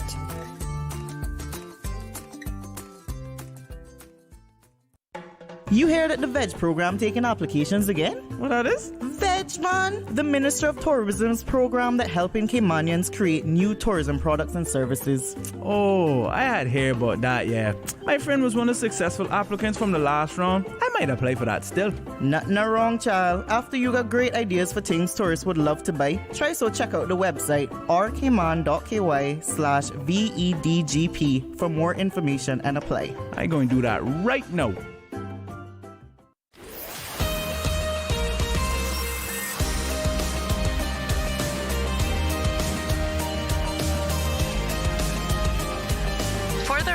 With Orrett Connor. Good morning and welcome back to For the Record. For those of you who are just joining us in the studio with me, the Honorable Michael Myles, Minister with responsibility for Caymanian employment and immigration, and his Chief Officer, Mr. Wesley Howell. We are discussing the Immigration Transition Amendment and Validation Bill 2025 and 2026 and the new regulations that have recently been published as well. Gentlemen, we have a few questions or comments that were sent in by WhatsApp, and I have shared those with you. I want to give both of you an opportunity to address some of those at this point. Absolutely. And one of the questions, OC, that you sent was about the roadshows that we did last year. The caller basically wanted to inquire why we didn't come to West Bay. These are all of these roadshows cost a significant amount of money because of the sheer numbers of technology that goes into this. Each one of these roadshows costs anywhere between $12,000 to $15,000 to set up, to ensure that this comes through video and audio as well. So we set one up for Georgetown and West Bay at the Mira Miller Hall, and most people logged on via online. So most people viewed it through video. We set one up for the Eastern Districts at the Northside Civic Center, and then we also set one up for the Sister Islands. So the goal of this, OC, was really to ensure that we were controlling expenses for this stuff. So I just want to ensure that the viewer understands that it was nothing personal or is nothing that we didn't want to come to West Bay. We were simply trying to ensure that that we were controlling our communications costs, because we only have a limited amount of budget for that. But we also felt that most people were actually viewing this online. The turnout was modest, and it honestly, it always is. Most people today, even throughout the elections, I mean, I didn't even have a lot of areas where we were doing things live, because ultimately people weren't coming out in the droves. People mostly got their information via WhatsApp, or they looked at a YouTube video in order to understand what was going on, even in the political sphere. Another caller wanted us to clarify that, and the Premier mentioned something to the fact that we would be changing up how people invest in our country. And a major change or shift away from encouraging outside investors of who qualify for PR to shift away from simply just purchasing property. And the Premier mentioned that it could be things like repairs for seniors. This individual was querying whether we were going to just be giving away citizenship based on a person coming in and fixing someone's roof.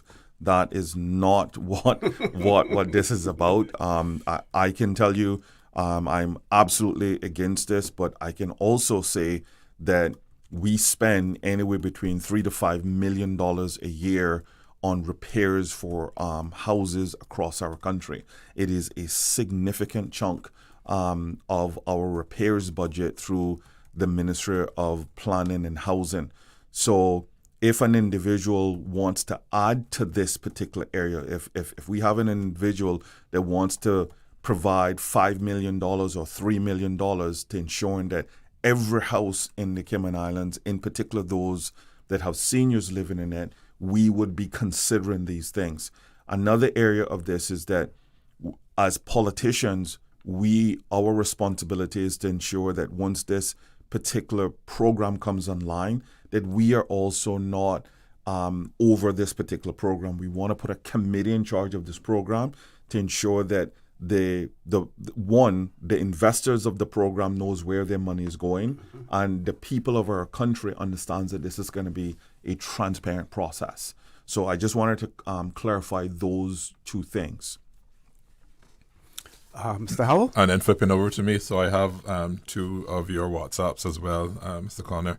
The question was, how do the timelines affect when persons can get a British passport? So currently, when individuals are granted permanent residency at year 9, year 10, the permanent residency certificate that they get has no end date on it, which means that they're free of immigration controls.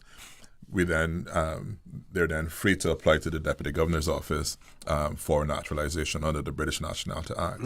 That act governs British nationality not only within the UK but all the overseas territories as well. So as long as a person is in the territory, satisfied their 3 years of legal and ordinary resident, and they're free of immigration controls for a year, they can apply for naturalization, which allows them to receive a BOTC Cayman passport. The changes that will come in on May 1st, the PR that would be granted at year 10 would have a certificate that has an expiration date at 15 years. So within that 10 to 15 years, that individual, because they're not free of immigration controls, because they literally have an end date on their PR, the PR expires at the end of 15 years, they would then not be able to be naturalized until then. The individual, once they hit that timeline, then would apply for PR, which at that point would be PR open-ended. Right. That is at the point that they could then apply for naturalization, so not until after year 15. So what you've employed there is something similar to what was in place, or what is in place for persons of independent means. Absolutely. Where it was done for, I think, 25 years to give them that comfort level. Absolutely. Correct. Absolutely. Of 25 years as Absolutely. well. Excellent. Absolutely. Excellent. And then the other one you had was, has any changes been made in relation to revoking PR based on criminal convictions and non-payment of fees? So those are existing provisions that are in the legislation now, and PR has been revoked for those reasons. But I can say that the annual declaration process, as well as the information sharing process, will definitely lead to more cases of breaches of PR terms and conditions being breached, and allow decisions on revocations to proceed. So that's the whole idea around sharing information with other agencies, including RCIPS, and the annual declarations for persons on PR. Okay. So also, I just want to touch on what Mr. Howell just said. Sure. I have a growing number of Caymanian women who contact me on a regular basis, and they have also made significant complaints to our Department of Immigration that says that the Cayman that their foreign husband or partner no longer supports their child or children. And what is unfortunate is that there's nothing in legislation currently that protects that Caymanian female to force this individual to do their part. Their partner, they were married, the partner has permanent residence, they perhaps are transitioning on to apply for Cayman status, and they basically now have the intention of, well, I am now Caymanian, I no longer have to provide any sort of welfare for my children. And these women are stuck basically carrying the load by themselves. What we are putting in place is something very different. There's going to be an investigation. Once we find out that that individual has not been paying for their child or children, or have not been, because it's not about just paying child support. It also comes down to, have you been involved in your child's life? You know, you're not just throwing money at this. And if and once the investigation has determined that they have not been doing either, their status is going to be revoked. Mr. West will tell you this. We also have folks who have gone to prison, and just before they release their release from prison, they file a document stating that they cannot be removed from the jurisdiction because they have Caymanian children that they've never supported, and we've allowed that. What the legislation on May 1st does is that an investigation takes place. Similar, once it's determined that these people have not been supporting their children, they are deported. Right now, what's happening is that people are holding up the process for months on end with stupid investigations. And many lawyers are pushing this as well for these men, and they just stay on the island and they still don't actually support their kids. So this legislation tidies up, how our Caymanian partners can now get some justice for themselves and their families. Okay, one of our listeners has a question in relation to marriage bans being online or gazetted. That really falls under, I believe, the DG's office in relation to the marriage officers and the remit that they have over marriage officers as well. So that would not be an Mr. Conner, I can quickly say as well. So marriages are probably the most public-facing aspect of it, but we do have civil partnerships, which is a quiet legal arrangement which doesn't have the same scrutiny as marriages in terms of the bands and so on. So, but with those facilities, they still get to apply for those immigration rights and facilities under civil partnerships as well. So. Okay, folks, we're going to go to headline news. I know several of you have been inquiring about the phone lines, when the phone lines will be open, and I will let you know when the phone lines are open. Please stay tuned. For the record, we'll be back shortly.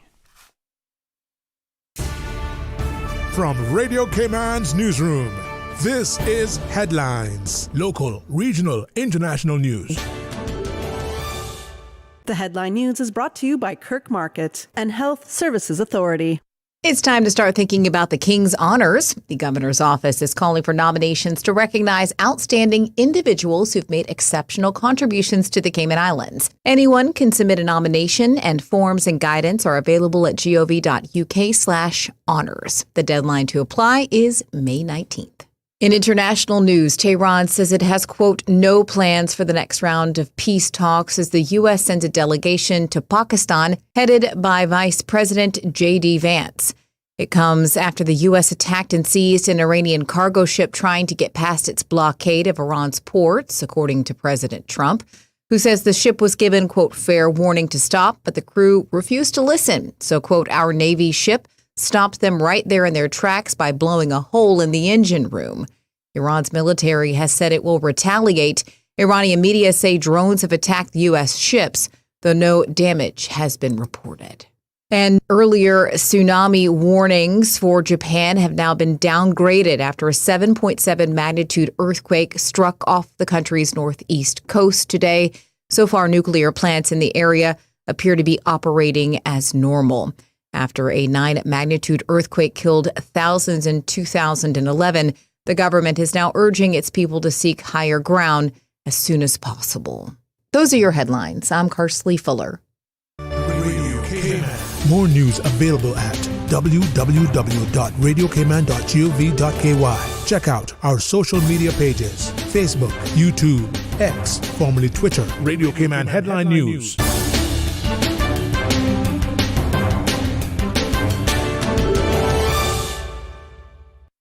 At HSA, we strive to provide the highest standard of care with compassion, integrity, and dedication. And so we say thank you, Cayman, for continuing to make us the most awarded organization on island by voting us the best of Cayman Islands in 9 medical categories. Your support reminds us why we do what we do, to serve the Cayman community with kindness and excellence. To find out more about our award-winning services, visit hsa.ky.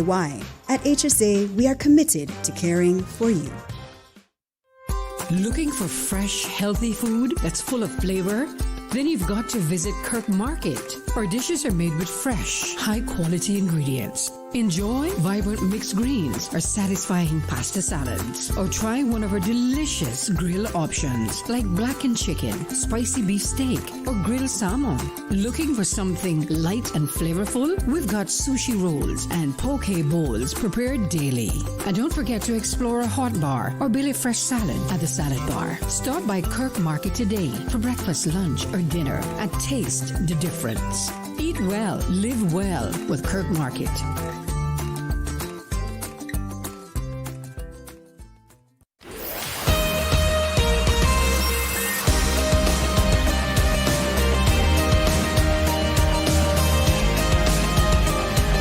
For the Record with Orrett Connor. Good morning and welcome back to For the Record. In the studio with me, Honorable Michael Myles, Minister with responsibility for Caymanian employment and immigration, and his chief officer, Mr. Wesley Howell. One of our listeners has said that they had an experience where WORC informed them that the hours per employee had to be 40 hours when submitting an application.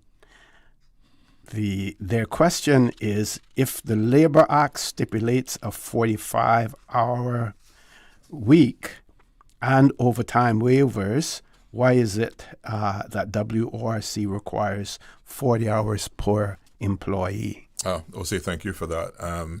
So that really comes down to two different measurements. So the 40-hour work week at WORC, in particular for persons who are earning minimum wage, is sort of the minimum that we would expect individuals to be able to work and earn enough of a living to sustain themselves in the islands.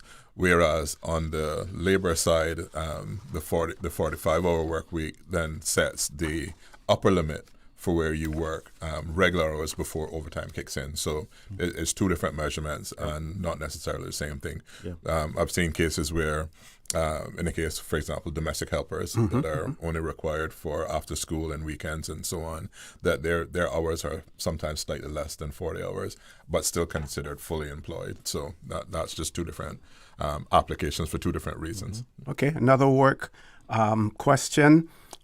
Person wants to know whether or not any plans to have a senior citizen ticket number for WORC and for persons with very young children, so that persons with very young children are not waiting for a long time. Various other government departments, banks have senior lines as well. I guess it depends on the amount of traffic that you have going through. Brilliant point. And if that's not something that we do now, that's definitely something that we can look forward to doing to make it easier for persons with disabilities and older persons and persons with children to have an expedited service. Okay, here's another one. Will government consider putting applicants' pictures in the media / papers when they apply for PR?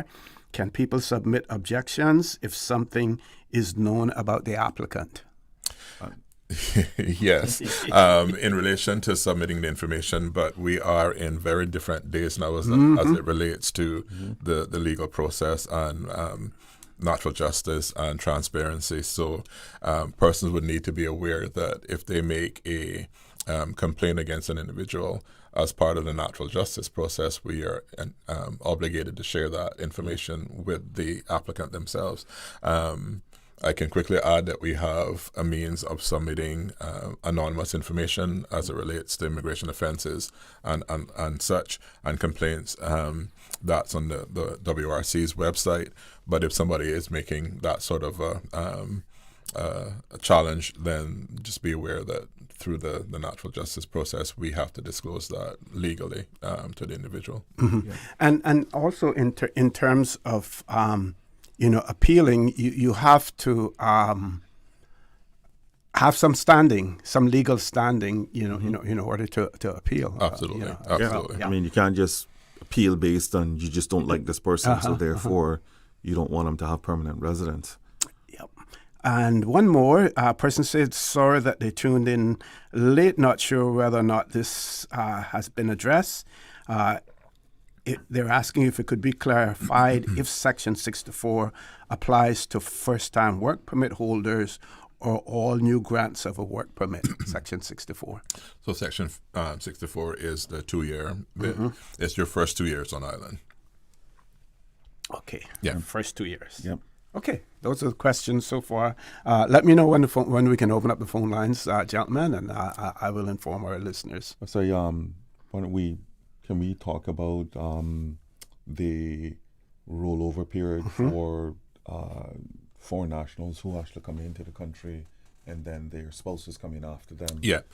So this actually is probably one of the questions that I get most often. So currently under the existing legislation, married individuals can effectively piggyback on their spouses' term limits and work for an extended period of time. So in the most extreme cases, if an individual arrives on island and starts working and manage to get to like year 8, they're not able to qualify for PR, so they would effectively be taking their term limit rollover break at year 9. Their spouse then joins them at year 8 on year 0 of the spouse's term limit. When the spouse who has been here now 9 years hits 9 years, they would apply to be attached to their spouse's work permit. So they get to work for as long as that spouse is here, so up to 18 years in country. The that ability to attach yourself no longer exists after May 1st. So individuals who are here as a couple, if they want to be tied together, it would be tied together at the lower. So they both leave when the first spouse hits. The second spouse, who is not yet at their term limit, can continue to work. If they earn enough, they could have that person stay as a dependent, if they can stay without working themselves. But they can no longer work through to that higher number of years and bypass the term limit by attaching themselves to someone that just arrived on island. And this has been heavily overutilized, and it falls under this right to family life. And I'm shocked that we haven't addressed this, because if an individual has been in the country for 8 years without a spouse or partner living here with them, I don't understand why all of a sudden that spouse is now in country, they're going and roll over, and they have this entitlement of family life. That their spouse was overseas or in their home country, I could only assume for the last 8 years. They've made a choice to come to the Cayman Islands to work, and I am not, and our countries no longer feel that it is applicable to just extend the runway because that partner is now in country. So those are the fundamental changes that we've made to this law that has been vexing for a lot of Caymanians, and certainly for a number of years for, I'm sure, politicians as well. All of these are things we've put in place to ensure that there are a level of fairness that's in the country.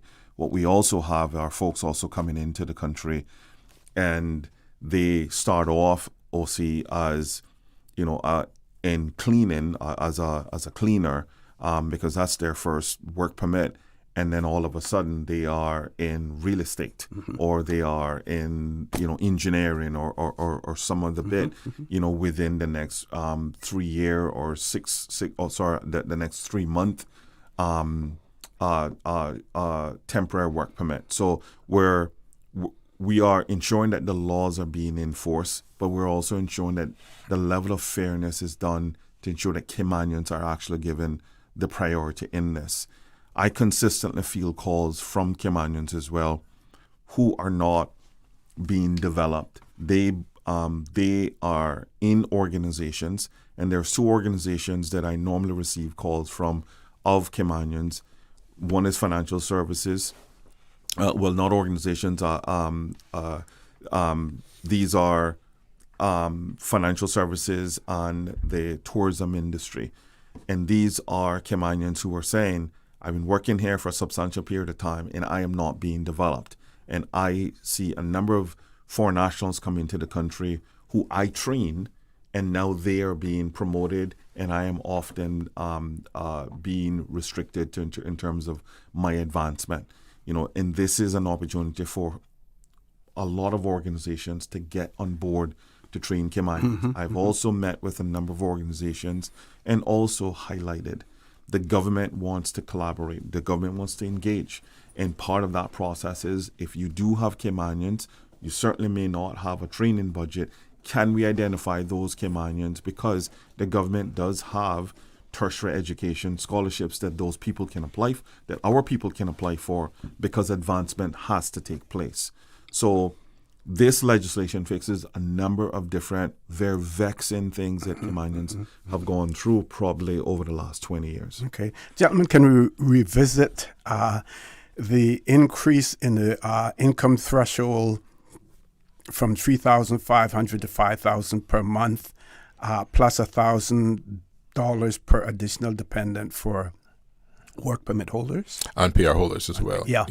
So that reflects the cost of living in the Cayman Islands, and will help solve some of the problems where we have individuals who are on work permit who are only able to make it through churches giving food and certain bits like that. So that amount of funding is the level to support the dependents without being a burden on the society otherwise. And that, of course, would have implications for those persons who may have previously qualified under the lower threshold. Yes. But now, because they're submitting an application for a renewal. And every renewal takes into consideration the salary, the amount of dependents, and everything else. Is the department's work and the ministry prepared in terms of, because it's probably going to involve more vigilance, as far, because we see applications, coming in, and even incomes being propped up simply to add a dependent, and sometimes increasing by at least $2,000 per month, where it simply can't be justified. Are we ready for the impacts of this? Indeed, and again, that's where the declarations come into fact, and the additional maximum sentencing and prison time for fraudulent information on the forms. So to be clear, these are Caymanian employers who are working, in some cases, not legitimately to have an enhanced on paper salary so that somebody could qualify for that when they're actually not earning that. So that's a crime. So, see, I want to go a little bit deeper than this as well, because it's not just an individual cheating on how much they're being paid, or an employer enabling that. What they're also doing is overwhelming our infrastructure. One, Mr. Howell mentioned that these people are actually ending up in food pantries across this country, from churches to other NPOs that provide food. Another thing that it's doing, it's overwhelming our healthcare industry. Every year, because Georgetown Hospital is a public hospital, an individual, a foreign national, can end up at Georgetown Hospital, and we can't turn them away. So what's happening? They have no health insurance, because we now have a growing number of employers who are, within the first 3 months of their temporary, are not, either they're not paying their health insurance, or they're canceling their health insurance. Hence why the reasons why we're linking up with Mr. Mervyn Conley and his team to make sure that we can now get more information from his team on who is actually up to date with their health insurance. Here's what it's costing the country. It's costing the country an average of $10 million a year to pay for foreign nationals to go through our Georgetown Hospital. Now let's go further. What if that foreign national gets ill, and we now need to move them off island? We are talking about tens of millions of dollars, right? That's what we're talking about here. So it's not just, we are providing just food and this and that, but overall, we are responsible for that individual. Here's another insight. In our conversations with even the Breast Cancer Foundation and the Cancer Society, they raise well over $1 million in change a year for Caymanians who need subsidies for their health insurance to treat cancer. The majority of the people that are actually that are being now accessing this are foreign nationals who are coming into the country, who know that they have breast cancer, and doctors are actually referring these people to the Breast Cancer Foundation for this treatment. So the Breast Cancer Foundation has contacted us and said, we are now providing well over $500,000 a year within this. The system is broken. It has been broken for a very long time. We have fell asleep at the wheel. What NCFC is saying, we can no longer kick this can down the road, just like what we've done with a number of things. We now have to stay the course. And this is hard stuff, because again, people will say to me, I don't like the changes that you're making because it impacts this. And while I respect everyone's opinion, my responsibility is protecting Caymanians, right? And I just want to make sure that people understand this. We have to ensure that Caymanians are protected at all times. And, everyone wants something in the budget. Well, the budget is exploding. Well, where does the money come from to pay for healthcare? It comes from the people of the country. So if we don't have enough money to take care of our senior citizens and ensuring that our young people are taken care of education-wise and so forth, we're going to tax our own people. We're going to tax the businesses. So when businesses are cheating and they're bringing in people that they know they actually cannot maintain because they don't have the work here, what they're doing is doubling down on destroying their very own country, right? And this is what I've said to a number of business owners.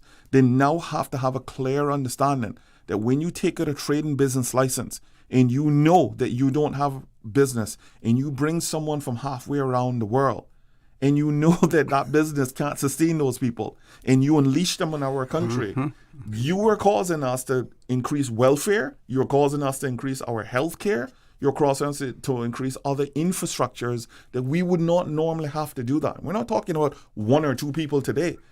We have 37,000 plus work permits in our country, and we know that there's a high number of those folks that are not sustainable by the salaries that they're making. Certainly. With that, we're going to take a commercial break. Folks, please stay tuned for the record. We'll be back shortly.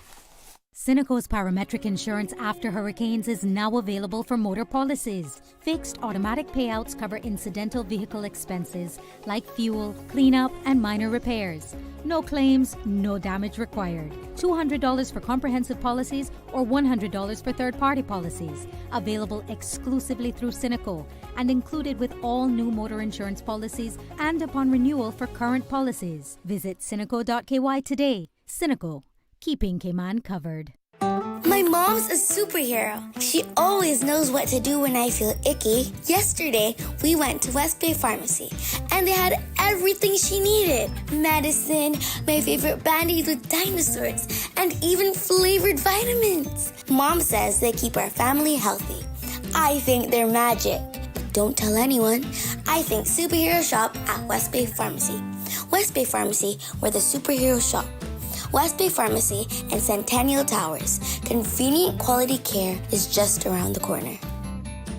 Spring forward and save 20% on GE appliances. All throughout the month of April, enjoy 20% savings on GE appliances across a wide range of categories. Washers and dryers, refrigerators, cooking, dishwares, and wine and beverage coolers. Have you been thinking about replacing or upgrading your appliances? Now is the perfect time to shop and save. Take advantage of the GE Appliances Spring Forward sale happening now at Brandosaurus Home Gallery. Enjoy 20% off America's #1 most reliable appliance brand. But don't wait! Offer ends April 30. Visit Brandosaurus at 209 Dorsey Drive Industrial Park or call 623-5000.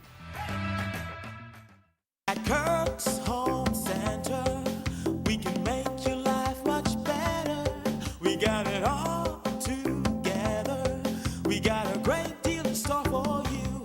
From cookware to stereos, from power tools to plumbing supplies. Yeah, we got the best goods with the best price and a service to make you smile.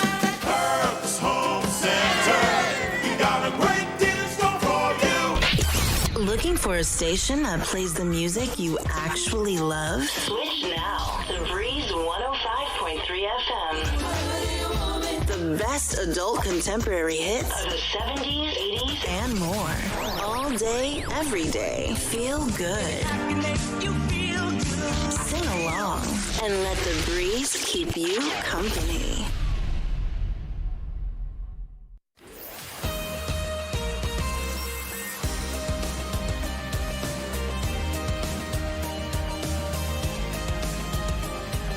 For the record, with Orrett Connor. Good morning and welcome back to For the Record. We have a few more points that we need to cover, and then we're going to open up the phone lines. We'll let you know when. We're going to pass the mic over to Mr. Howell to touch on some other very important points as well. Mr. Howell. Yeah, thank you again, Mr. Connor. So just to cover a few bits that that were not covered in the earlier segment. Margins to convenience, we're also strengthening in that through a new set of regulations that were published. That regulation then calls for marriage officers, the registrar, civil registrar, civil partnership officers to all be able to request additional information from individuals should they suspect that a marriage is one of convenience, and for that information then to be shared with the government as well. We already have a robust reporting system where if we are aware that someone is shopping around for a marriage officer to enter into marriage of convenience, a sham marriage, we can post that information on the system. So once the marriage officers log in, they get a notice to say XYZ individual is suspected of looking for someone to carry out this marriage process. Please be aware. So this will help strengthen that bit. Also coming into force on May 1st would be the introduction of term limits for civil servants. The Deputy Governor and Deputy Governor Designate will talk some more about that when they come on. In relation to the work permit changes, we also have increased opportunities for Caymanians to learn about work opportunities by increasing the amount of time an individual has to apply to advertise their work permit before it can be considered by the department. So currently it's 14 days, it's being increased to 21 days. And because not all folks go on Jobs Cayman, we hope that they would, but not all do. There's also the introduction that you can post your job. You have to post your job in a local newspaper as well. The law does provide for other prescribed media. At this time, there are no other prescribed media because what we don't want is for an employee to be able to pigeonhole their job away in some obscure website that nobody ever goes to, and then we get the lack of visibility that is there. So this does not preclude individuals who are legitimately looking for employers of posting on LinkedIn or wherever else they go for jobs. But if you're applying for a work permit, your minimum requirement is that you have to post it on Jobs Cayman and also post it in the local newspapers. The other bit that is in there from a strengthening, and this is for folks who are no longer employed and no longer being paid by their employer, now on island, destitute, shopping around for other work or maybe involved with criminality. There is a requirement to report when your employer is no longer your employee is no longer your employee. So if you've come to an agreement, they've been fired, they self-terminate. If you don't have work for them, but you still maintain their work permit, you need to report that to work within the prescribed period. And if you don't, then there's a fine of $5,000 for not doing that. So we don't want individuals to be nice employers and allowing a person to stay on island, not report that their employment has come to an end, but they're no longer legally earning a salary. So that creates a problem for enforcement. It creates a problem for other things. And in what the minister always refers to, linking all of these entities together. If there was a link then, between health insurance and pensions, you would be able to pick it up as well because, when you cease, paying those obligations. Precisely. So in the conversations with the health insurance folks, one of the scenarios is the insurance provider says employees no longer paying health insurance for Michael Myles. Now, is Michael Myles still an employee or not? So if they're a non-Caymanian employee, we can then look in the immigration system and say, is this work permit still valid? Has it been terminated? So we can tie those dots together. So again, why that information sharing is actually quite critical and a much more efficient and effective way to work. The other bits that we have is the tiered system to work permit fee for application. So to be clear, no work permit annual grant fees have been increased except for hotels that have more than 200 rooms. So the fee, the annual grant fee has not changed for work permits. What has changed is the application fee. The initial application fee is $100 now. As of May 1st, it would be $150 for work permits that are valued less than $2,100 a year. So this is your barbers, your clerks, your cooks, that sort of blue collar approach. So those are going from 100 to 150. In the band for 2101 to 10,400, it's 250. So this is getting into your bookkeepers and supervisors and so on. So and then above 10,400, it's $500. Okay. So that's the spread that carries through most of the categories. We're also making changes to, and Minister and Premier both spoke about this earlier, the express aspect. So express is being introduced on grants. So instead of applying for an express in a 3 month, then applying for 6 months, and then applying for 1 year. So we see the same individual employee 3 times in 1 year. If you see the flow chart for what that does to our workflow, you know how much pain that is. Yes. So the introduction of grants, express on grants, would allow an employer who knows that they have a long-term need to just go straight to the grant and get a decision within 3 weeks. The express fee for the grant is actually less than the express fee for the temps. Okay. We've increased the express on temps to discourage individuals from touching us 3 times because it does cost more to do that multiple times per year. So for those employers who have that need for a express decision, the ability for that will come in on May 1st. Okay. So those are the overarching bits. The regulations on fees was published for public consultation, which is a novel. I can't remember us doing that before ever. Yes. There's been a couple of little tweaks to it, but 99% of what was consulted on is now approved by Cabinet to come in on May 1st. We've also, just to add on the express fees, one of the conversations that we've been having with employers that came out of the stakeholder groups is that there's a lot of companies that have actually been using the immigration department as their probation enforcement. So they would bring an individual in to basically say, well, I'm going to try this person out over the next 90 days, and if they don't work out, I'll just cancel their work permit. We don't want that. I'm sorry, but that's 40,000 too much of work permits that we're getting every year through the temp system. So we are significantly trying to discourage that. We do not want you to use us as your enforcement for your probationary period. If you want an individual like everyone else, you have to do your due diligence as an employer. You cannot use the immigration department to do that any longer. Excellent. And that ties in with one of our comments by one of our listeners is health costs. The island needs to face up to the size of its resident population. We need to limit the number of arrivals now as well. The writer did put their name after it. I'm not sure whether or not they wanted me to identify them. I won't. At this point, we're going to take a commercial break. Can we say the phone lines are open when we return? So, folks, the phone lines are open. Let's lay some house rules because we're going to have less than a half an hour because we still have another commercial break to go.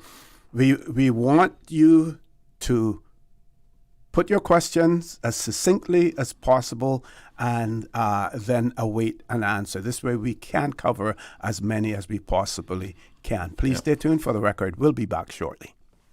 My mom's a superhero. She always knows what to do when I feel icky. Yesterday, we went to West Bay Pharmacy, and they had everything she needed. Medicine, my favorite Band-Aids with dinosaurs, and even flavored vitamins. Mom says they keep our family healthy.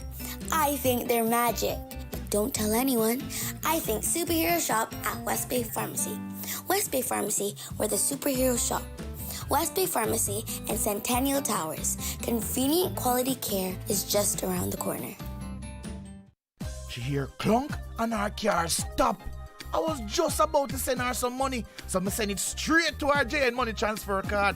It cost me less, and perhaps she use the card, pay the garage right away. She'll get discount through the JN Rewards program in Jamaica. This card make things easy. You can even get funds at any multi-link ATM. JN Money Transfer Card. Fast, affordable, convenient. Tell your loved ones in Jamaica about it. Sign up is free. Spring forward and save 20% on GE appliances. All throughout the month of April, enjoy 20% savings on GE appliances across a wide range of categories. Washers and dryers, refrigerators, cooking, dishwares, and wine and beverage coolers. Have you been thinking about replacing or upgrading your appliances? Now is the perfect time to shop and save. Take advantage of the GE Appliances Spring Forward sale happening now at Brandosaurus Home Gallery. Enjoy 20% off America's #1 most reliable appliance brand. But don't wait! Offer ends April 30. Visit Brandosaurus at 209 Dorsey Drive Industrial Park or call 623-5000. Hey, this is Honorable Minister Michael Myles from Caymanian Employment and Immigration. On behalf of the Cayman Islands government and the people of the Cayman Islands, I extend a heartfelt congratulations to Radio Cayman in celebration of your 50th anniversary. For 5 decades, Radio Cayman has informed, educated, and united our community. Happy 50th anniversary. Did you know that Doctors Hospital provides urgent care services 24 hours a day, 7 days a week? And Doctors Hospital's urgent care physicians have access to the most advanced MRI and CT imaging in the Caribbean, providing reliable diagnostics when you need it most. When you need quality urgent care for an illness or injury, Doctors Hospital is here for you 24/7. Whether it's a migraine, chest or abdominal pain, shortness of breath, broken bones, or another urgent need, Doctors Hospital at the top of Walker's Road. Urgent care right now. Looking for fresh, healthy food that's full of flavor? Then you've got to visit Kirk Market. Our dishes are made with fresh, high-quality ingredients. Enjoy vibrant mixed greens or satisfying pasta salads. Or try one of our delicious grill options like blackened chicken, spicy beef steak, or grilled salmon. Looking for something light and flavorful? We've got sushi rolls and poke bowls prepared daily. And don't forget to explore a hot bar or Billy Fresh salad at the salad bar. Stop by Kirk Market today for breakfast, lunch, or dinner and taste the difference. Eat well, live well with Kirk Market.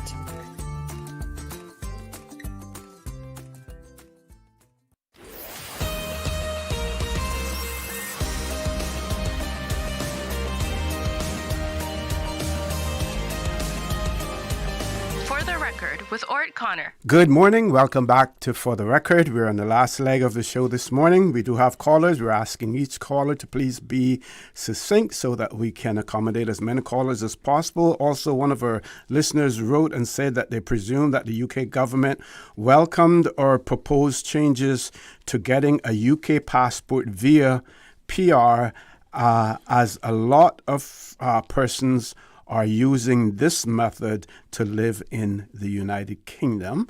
And then he also asked, will government consider reinstating the return airfare policy for work permit holders? Let's go to, you can ponder that one and respond to it later. Let's go to our first caller. Caller, good morning. Welcome to For the Record. Good morning, gentlemen. Good morning, ma'am. Here. Good morning. Good morning. Good morning, ma'am. So many things. First of all, it's good to now be reverting to the name Caymanian Protection. That's good. I remember it well in 1972. The second is express work permits. It's good to get express from the employers. What about the police clearances? Does that give you sufficient time to check that the person you are inviting into the islands will be an upright, good citizen? Does that help you? Then the third thing is to do with permanent residence in particular. Will we revert to the practice that was there in the past of requiring proper financial statements proving that whoever is coming in is able to support itself without then going to NAU for permanent residence? And the fourth thing is for those being able to come in for investment, getting permanent residence to the investment options, etc. I would like to suggest that they contribute. One way would be to contribute to the mission of the National Trust for the Cayman Islands, which is preservation of our natural environment and of our the terrestrial and the marine and of our heritage and culture, in particular saving what Cayman traditional homes we have left and the sites. That's it in a nutshell. I hope you can pull a little sense from that. All right? Thank you. I sent a WhatsApp to Minister Myles and the Premier and to Chief Officer as well. Thank you. Thank you very much. Paula. God bless. Keep up the good work. Thank you, ma'am. Appreciate it. Okay, you want to answer now and get the next caller after? So one of the things that we are introducing at a higher level as well, and we're always looking for better technology, is the police clearance stuff. So we're no longer just relying on on a person to just present their police clearances. All of this now is about digital, and the government, the civil services, actually investing in deeper technology that provides us with deeper searches from social media to the CIA to FBI websites and so forth. So we are doing a lot more investment when it comes to technology in this. In terms of her contribution in terms of investments, she's right about things like the National Trust. This is where we want to go with sort of modernizing how foreign nationals come in and are wanting to invest in our country in something other, in a vehicle other than purchasing property or purchasing a home or a condo. It's actually organizations like the National Trust that we want to ensure that is very well funded in order to continue to protect our natural environment. Among other things, the National Trust is just one of them, but our goal is to ensure that the level of diversification is in place. What we are trying to do now is make sure that the monies is going towards those things, that it is not when an individual wants to provide money, that it is not given to a government entity or put in a government budget, that it is something that it can be audited, and that it is something that politicians really doesn't have oversight on.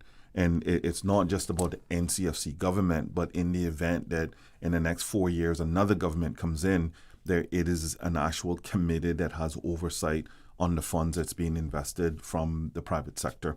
So those are things that ultimately that I kind of caught as she was speaking, Wes. I don't know if you caught the other, I think it's like 4 things that she talked about. So one was in relation to persons with PR still being able to maintain themselves and their dependents. So again, we go back to those annual declarations that are already being done for PR point system, along with the payment of their annual fees, right to work fees.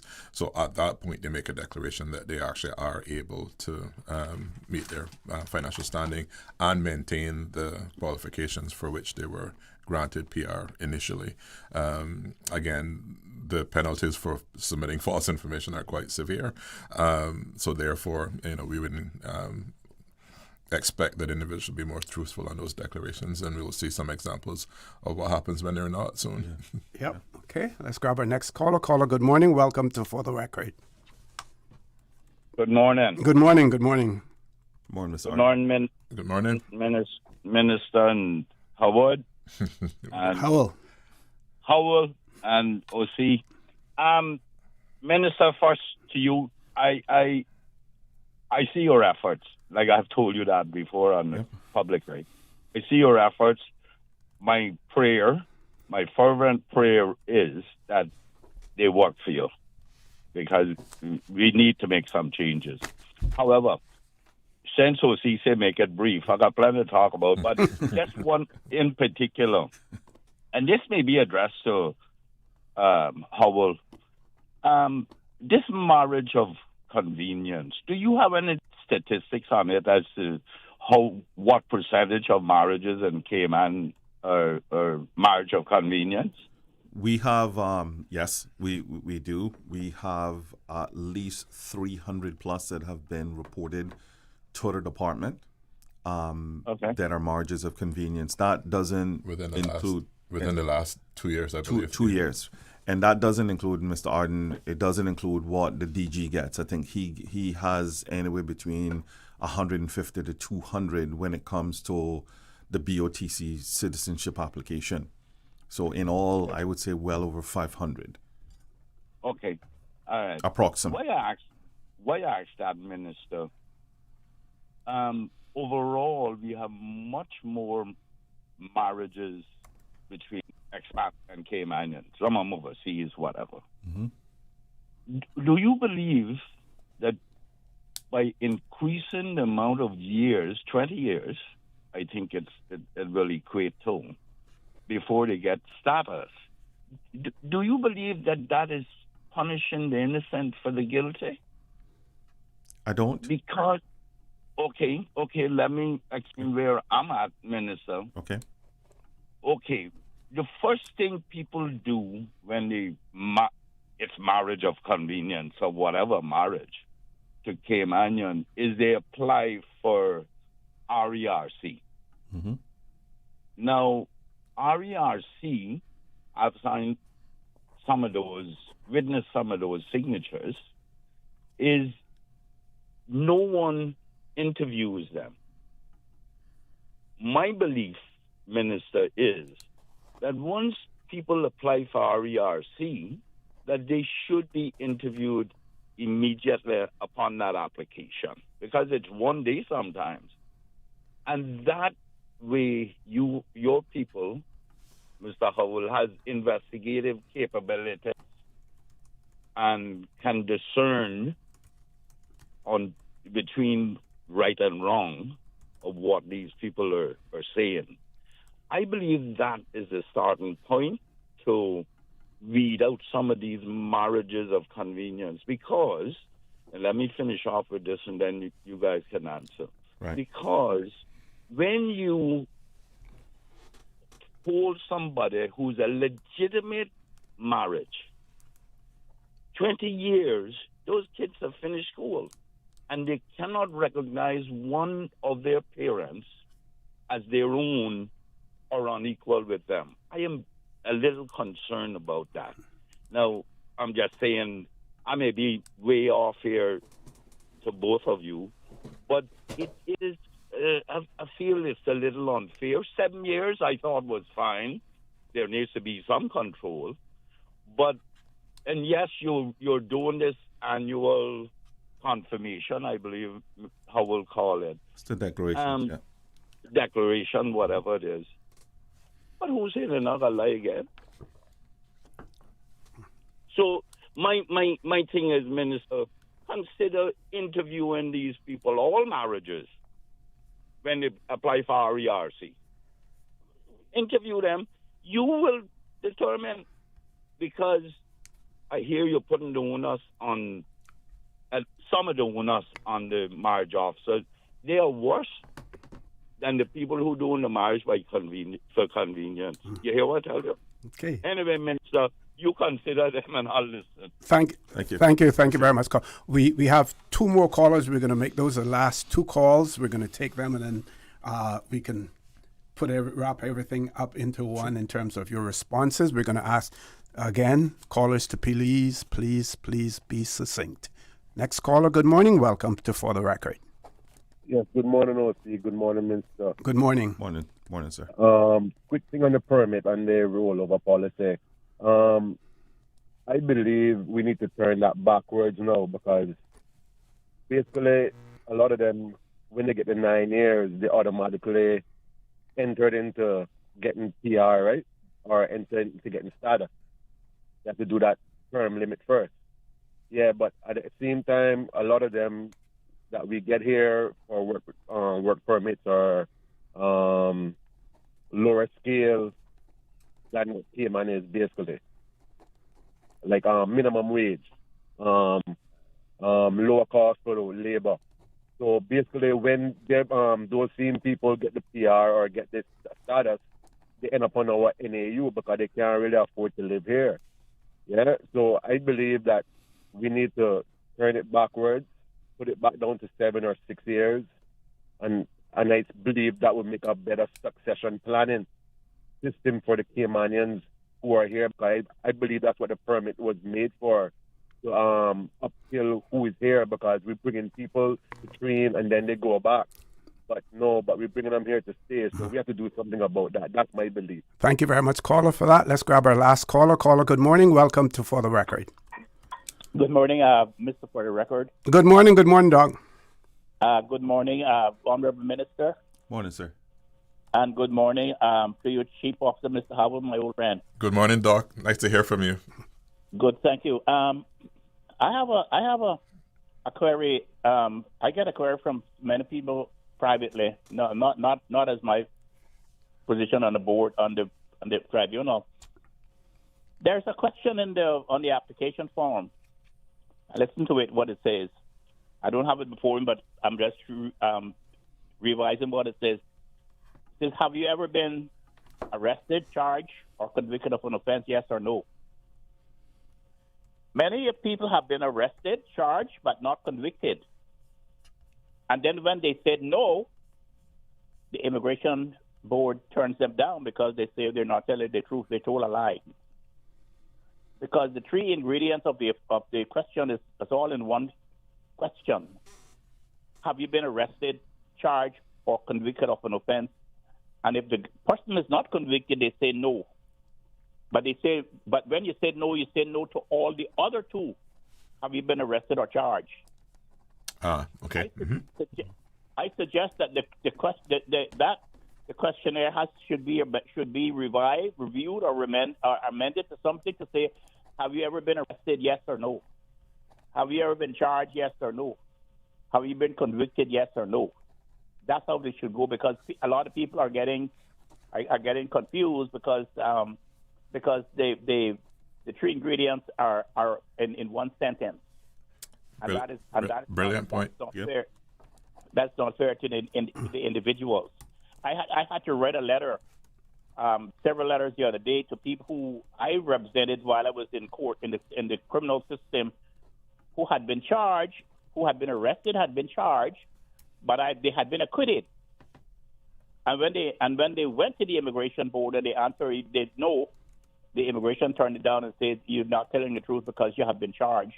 And you didn't tell us yes or no, because there's no way in the question where he can say no, yes to that particular charge, arrest or question. The other thing is the march of convenience. In the Act, in the 2022 Act, there's a provision that says that the immigration board, the permanent resident board, can call him and ask questions, can query. We were doing that, reading out the applications as they came in, and not granting those applications that we believe that were marks of convenience. We send them down. Send them down for more investigation, and then we were told not to do that. We were told, because we're not policemen, and because marks of convenience is an offense. And we would have to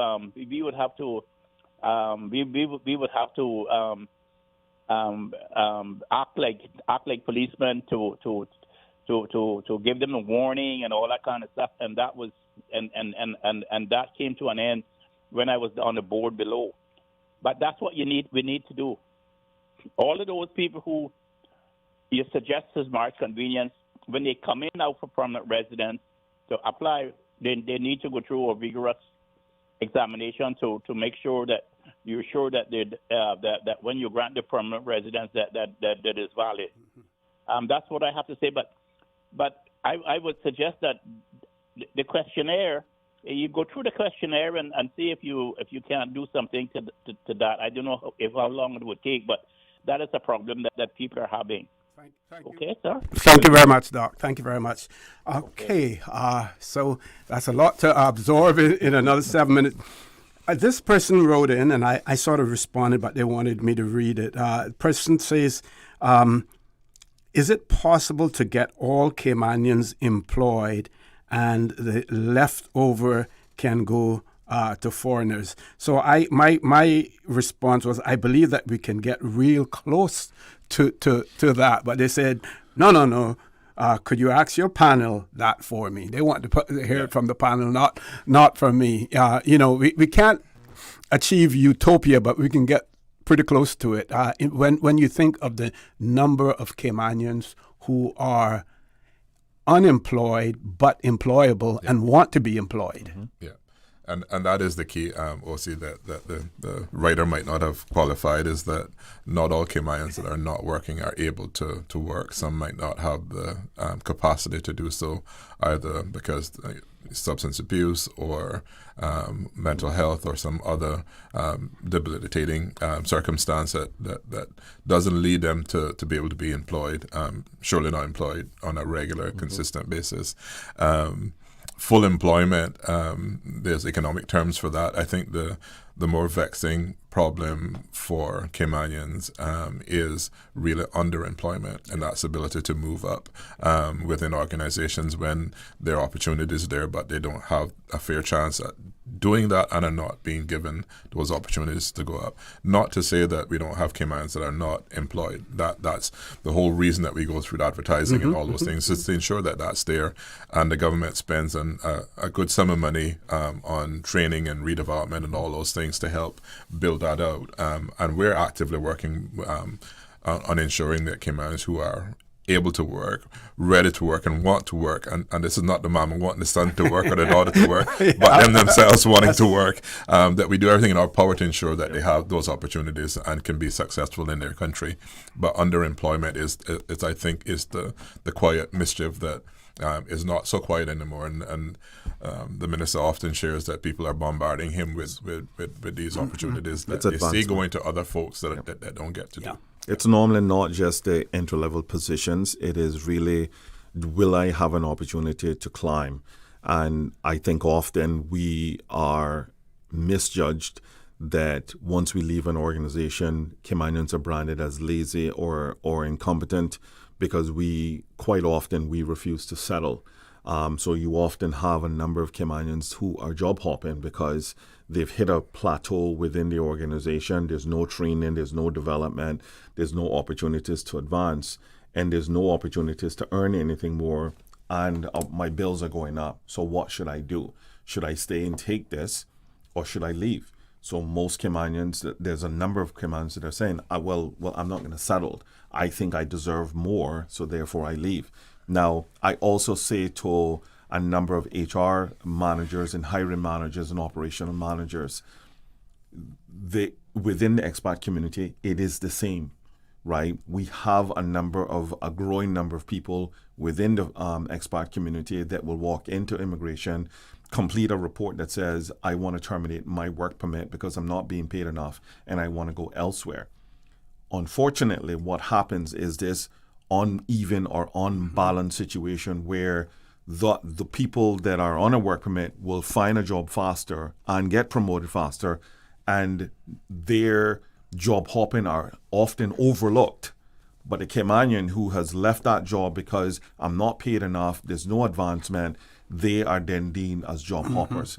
And I've brought this situation to a number of organizations, including a number of groups like CETA and Cayman Finance and so forth, that there are, what's happening is that there is an unbalanced view of how our people are viewed when they leave a job and when a person within the expat community leaves a job. And we need we have to work towards correcting that. So as Mr. Howell said, the largest, I believe, contingency of grief that we're having right now are Caymanians who are underemployed. Not just unemployed, they're underemployed and they want advancement. Okay, still have a few minutes.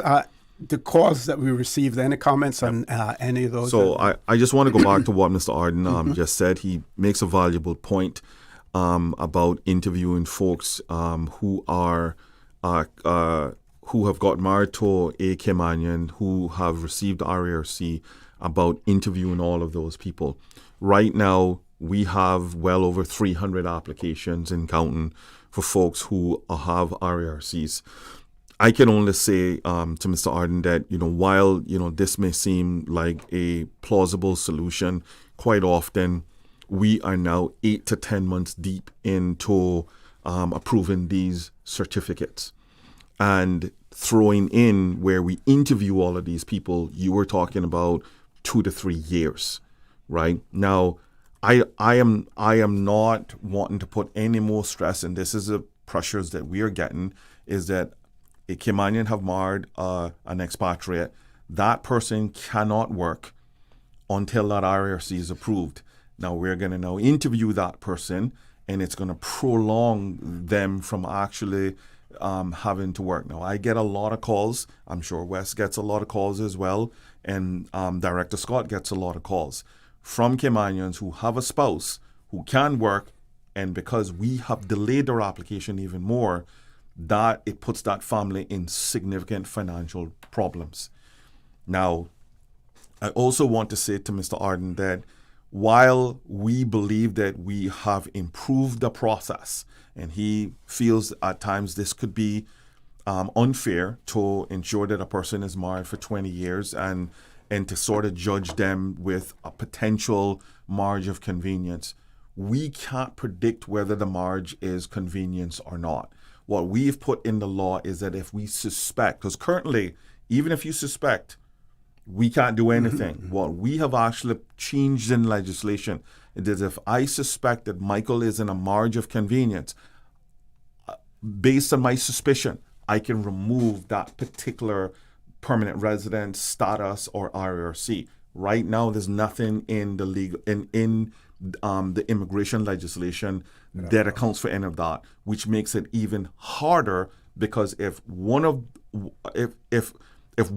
or both of those people do not come forward and admit that they are in a marriage of convenience, that marriage stays intact. It's the reason why we put in the annual declarations, because what we often find is that the marriage of convenience often stays together for about 3 to 6 months, and then after that, they basically go live in separate households. They are doing separate things. Hence why we are saying, if you lie on that declaration form, you have committed a crime. It is no more suspicion. It's no more about fraud. You have committed a crime, and you are going to be fined and prosecuted as well. In the current legislation, it's just too thin. So there are a number of things that we've had to put in place. I will also say it, and I know the Premier said it, and when we first got online, if we believe in the next 2 years, in the next 3 years, in the next 10 years, that the provision is unfair, our responsibility, once we know that the provision is unfair, is to ensure that we change the legislation, or at least reconfigure the legislation that it doesn't disadvantage anyone. But for now, I believe the legislation stands as is until we are proven wrong. Mr. Howell, I know you covered this before, but one of our listeners had written in and said, does the new act / amendment apply the same requirements on the marriage of convenience to civil unions as well as addition of dependents? Absolutely. So yes, in the immigration law, the marriages and civil partnerships have the same standing. They have the same benefits, can apply for the same facilities, and have the same level of scrutiny as well. So I wanted to just share that the next phase for us, we actually wanted Director Scott to be here today, but he is busy with his folks in the BRAC today, bringing up the staff, completing the final bits of training and orientation. And Mr. Connor, you'd be no stranger to this. Every time you change the law, there's this mammoth amount of work that has to go on behind the scenes, whether it be technology reforms, training people, systems, all of that. So that is underway. I did get the note from an individual saying that they had some issues with emails and inconsistent information coming in out of work. We know that in addition to the legislative changes, we need to make lasting changes system-wise in terms of efficiency, consistency, and work is being done on that quite vigorously as well, including onboarding an organization to help work to formalize all their policies in such a way that we can publish more of them, so there'll be less guesswork, less information, being different depending on who you talk to and so on. So that work is coming. So for that individual, I say legislation is only step one. The rest of it now is process, systems, and people, all that have to row in concert. Okay, Minister, final. No, I think we've comment? done a lot of talking, and I'm hoping that as we continue to do this roadshow in terms of radio, the Premier and I are also on forefront in the next week as well, just to move this further out into the public domain. I just want to make sure that the public understands that no legislation is perfect. That was never our intent. Our responsibility is to improve the standards of our people as much as possible. Legislation has to be part of that. However, we now have the task, as Mr. Howell rightfully said, we have to train up our people better. We have to ensure that there are consistent policies in place, because I know he gets those emails. I get those too, that quite often, you contact the department and you can get 3 or 4 different answers for one thing. I understand that. I have been on the other side of that, so I'm aware of that. All of those are things we have to improve. That is a journey. None of this is a quick fix, but certainly given the director and his team the leverage of employing more staff to make sure that we can continue to process faster, ensuring that there are more efficiencies within the department where information is being shared. All of those things are new to the system.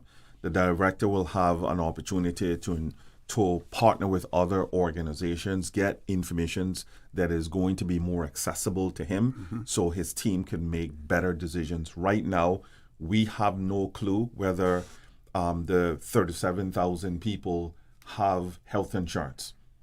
We have no clue whether they have pension, because none of that information is shared across departments. We have no clue whether the individuals trade and business license have issues in it, because again, we don't coordinate or communicate that. It is a challenge within the Caymanian government. We are a very large entity, and our responsibility now is to break silos down and make sure that our teams across government is communicating and collaborating. We also have the opportunity, and will continue to have the opportunity, to engage with the business community. We do that on a regular basis. I can safely say, if you speak to Mr. Howell now, he will tell you I have made sure that we are out front of this. Quarterly now, we meet with the business community. We have meetings set up with at least 80 different organizations across the spectrum of industry, because what I try to get people to understand, I'm not here saying that we know it all. I want information, Mark. I want to find out where we're doing well and where we're not doing well. We also have to make sure that the stories are also balanced, because I have organizations talk about, I need faster work permits, I need faster this, faster that. However, you're not hiring anyone that are Caymanian. You're not training anyone. You're not promoting anyone that are Caymanian, right? We have to also make sure that it is balanced, that advancement of Caymanians are on the forefront of every company. I am not under any illusion that we are going to have 100% of our workforce that are Caymanian. We have more jobs. And I tell the government, I certainly tell the private sector all the time, we have a really great problem. We have more jobs than we have people. However, the problem that we do have gives us the opportunity to ensure that every Caymanian that wants a job gets one, and wants to advance have the opportunity to advance. That's all this is looking for. So the cooperation from the business community is going to be pertinent to this. Since I got elected, I have met with everyone that want to meet with me. I have made myself very accessible to the public, whether that's via WhatsApp messages, emails, phone calls, because I want to make sure that people have a clear understanding. This is your government, right? I am a servant to you, not the other way around.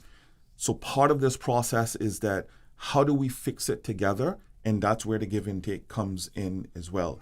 Our immigration boards, same thing. They're servant to the people of the country. They're not operating off by themselves. The department, servant to the people.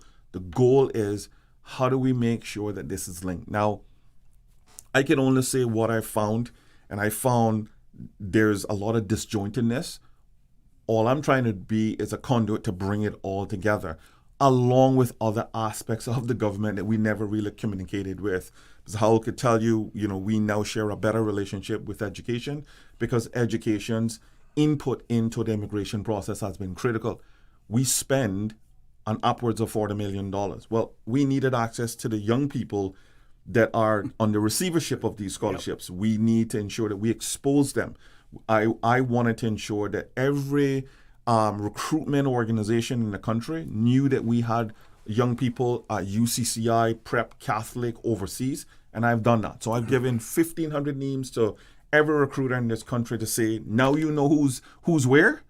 You now need to help us place these young people. You can never say that the government no longer shares information. So there's no excuses across, any sort of industry to say, I don't know who's out there, right? Tap into any major recruiter in our country.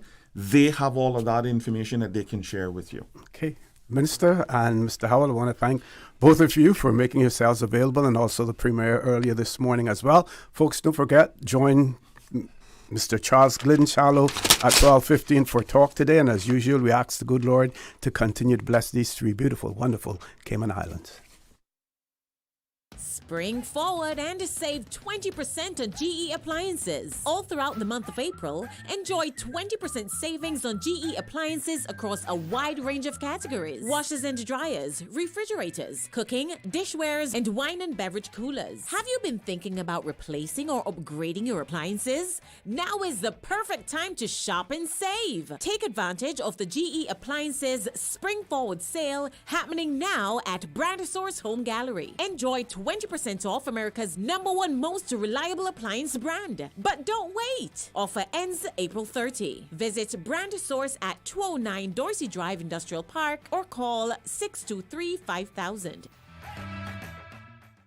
For the Record, proudly brought to you by Brand Source Home Gallery, inspiring luxury. Doctors Hospital, peace of mind is important when life happens. Doctors Hospital, always there for you. Call 949-6066. Kirk Market, experience a world of choice. JN Money, from abroad to Yad. And Cineco, keeping Cayman covered.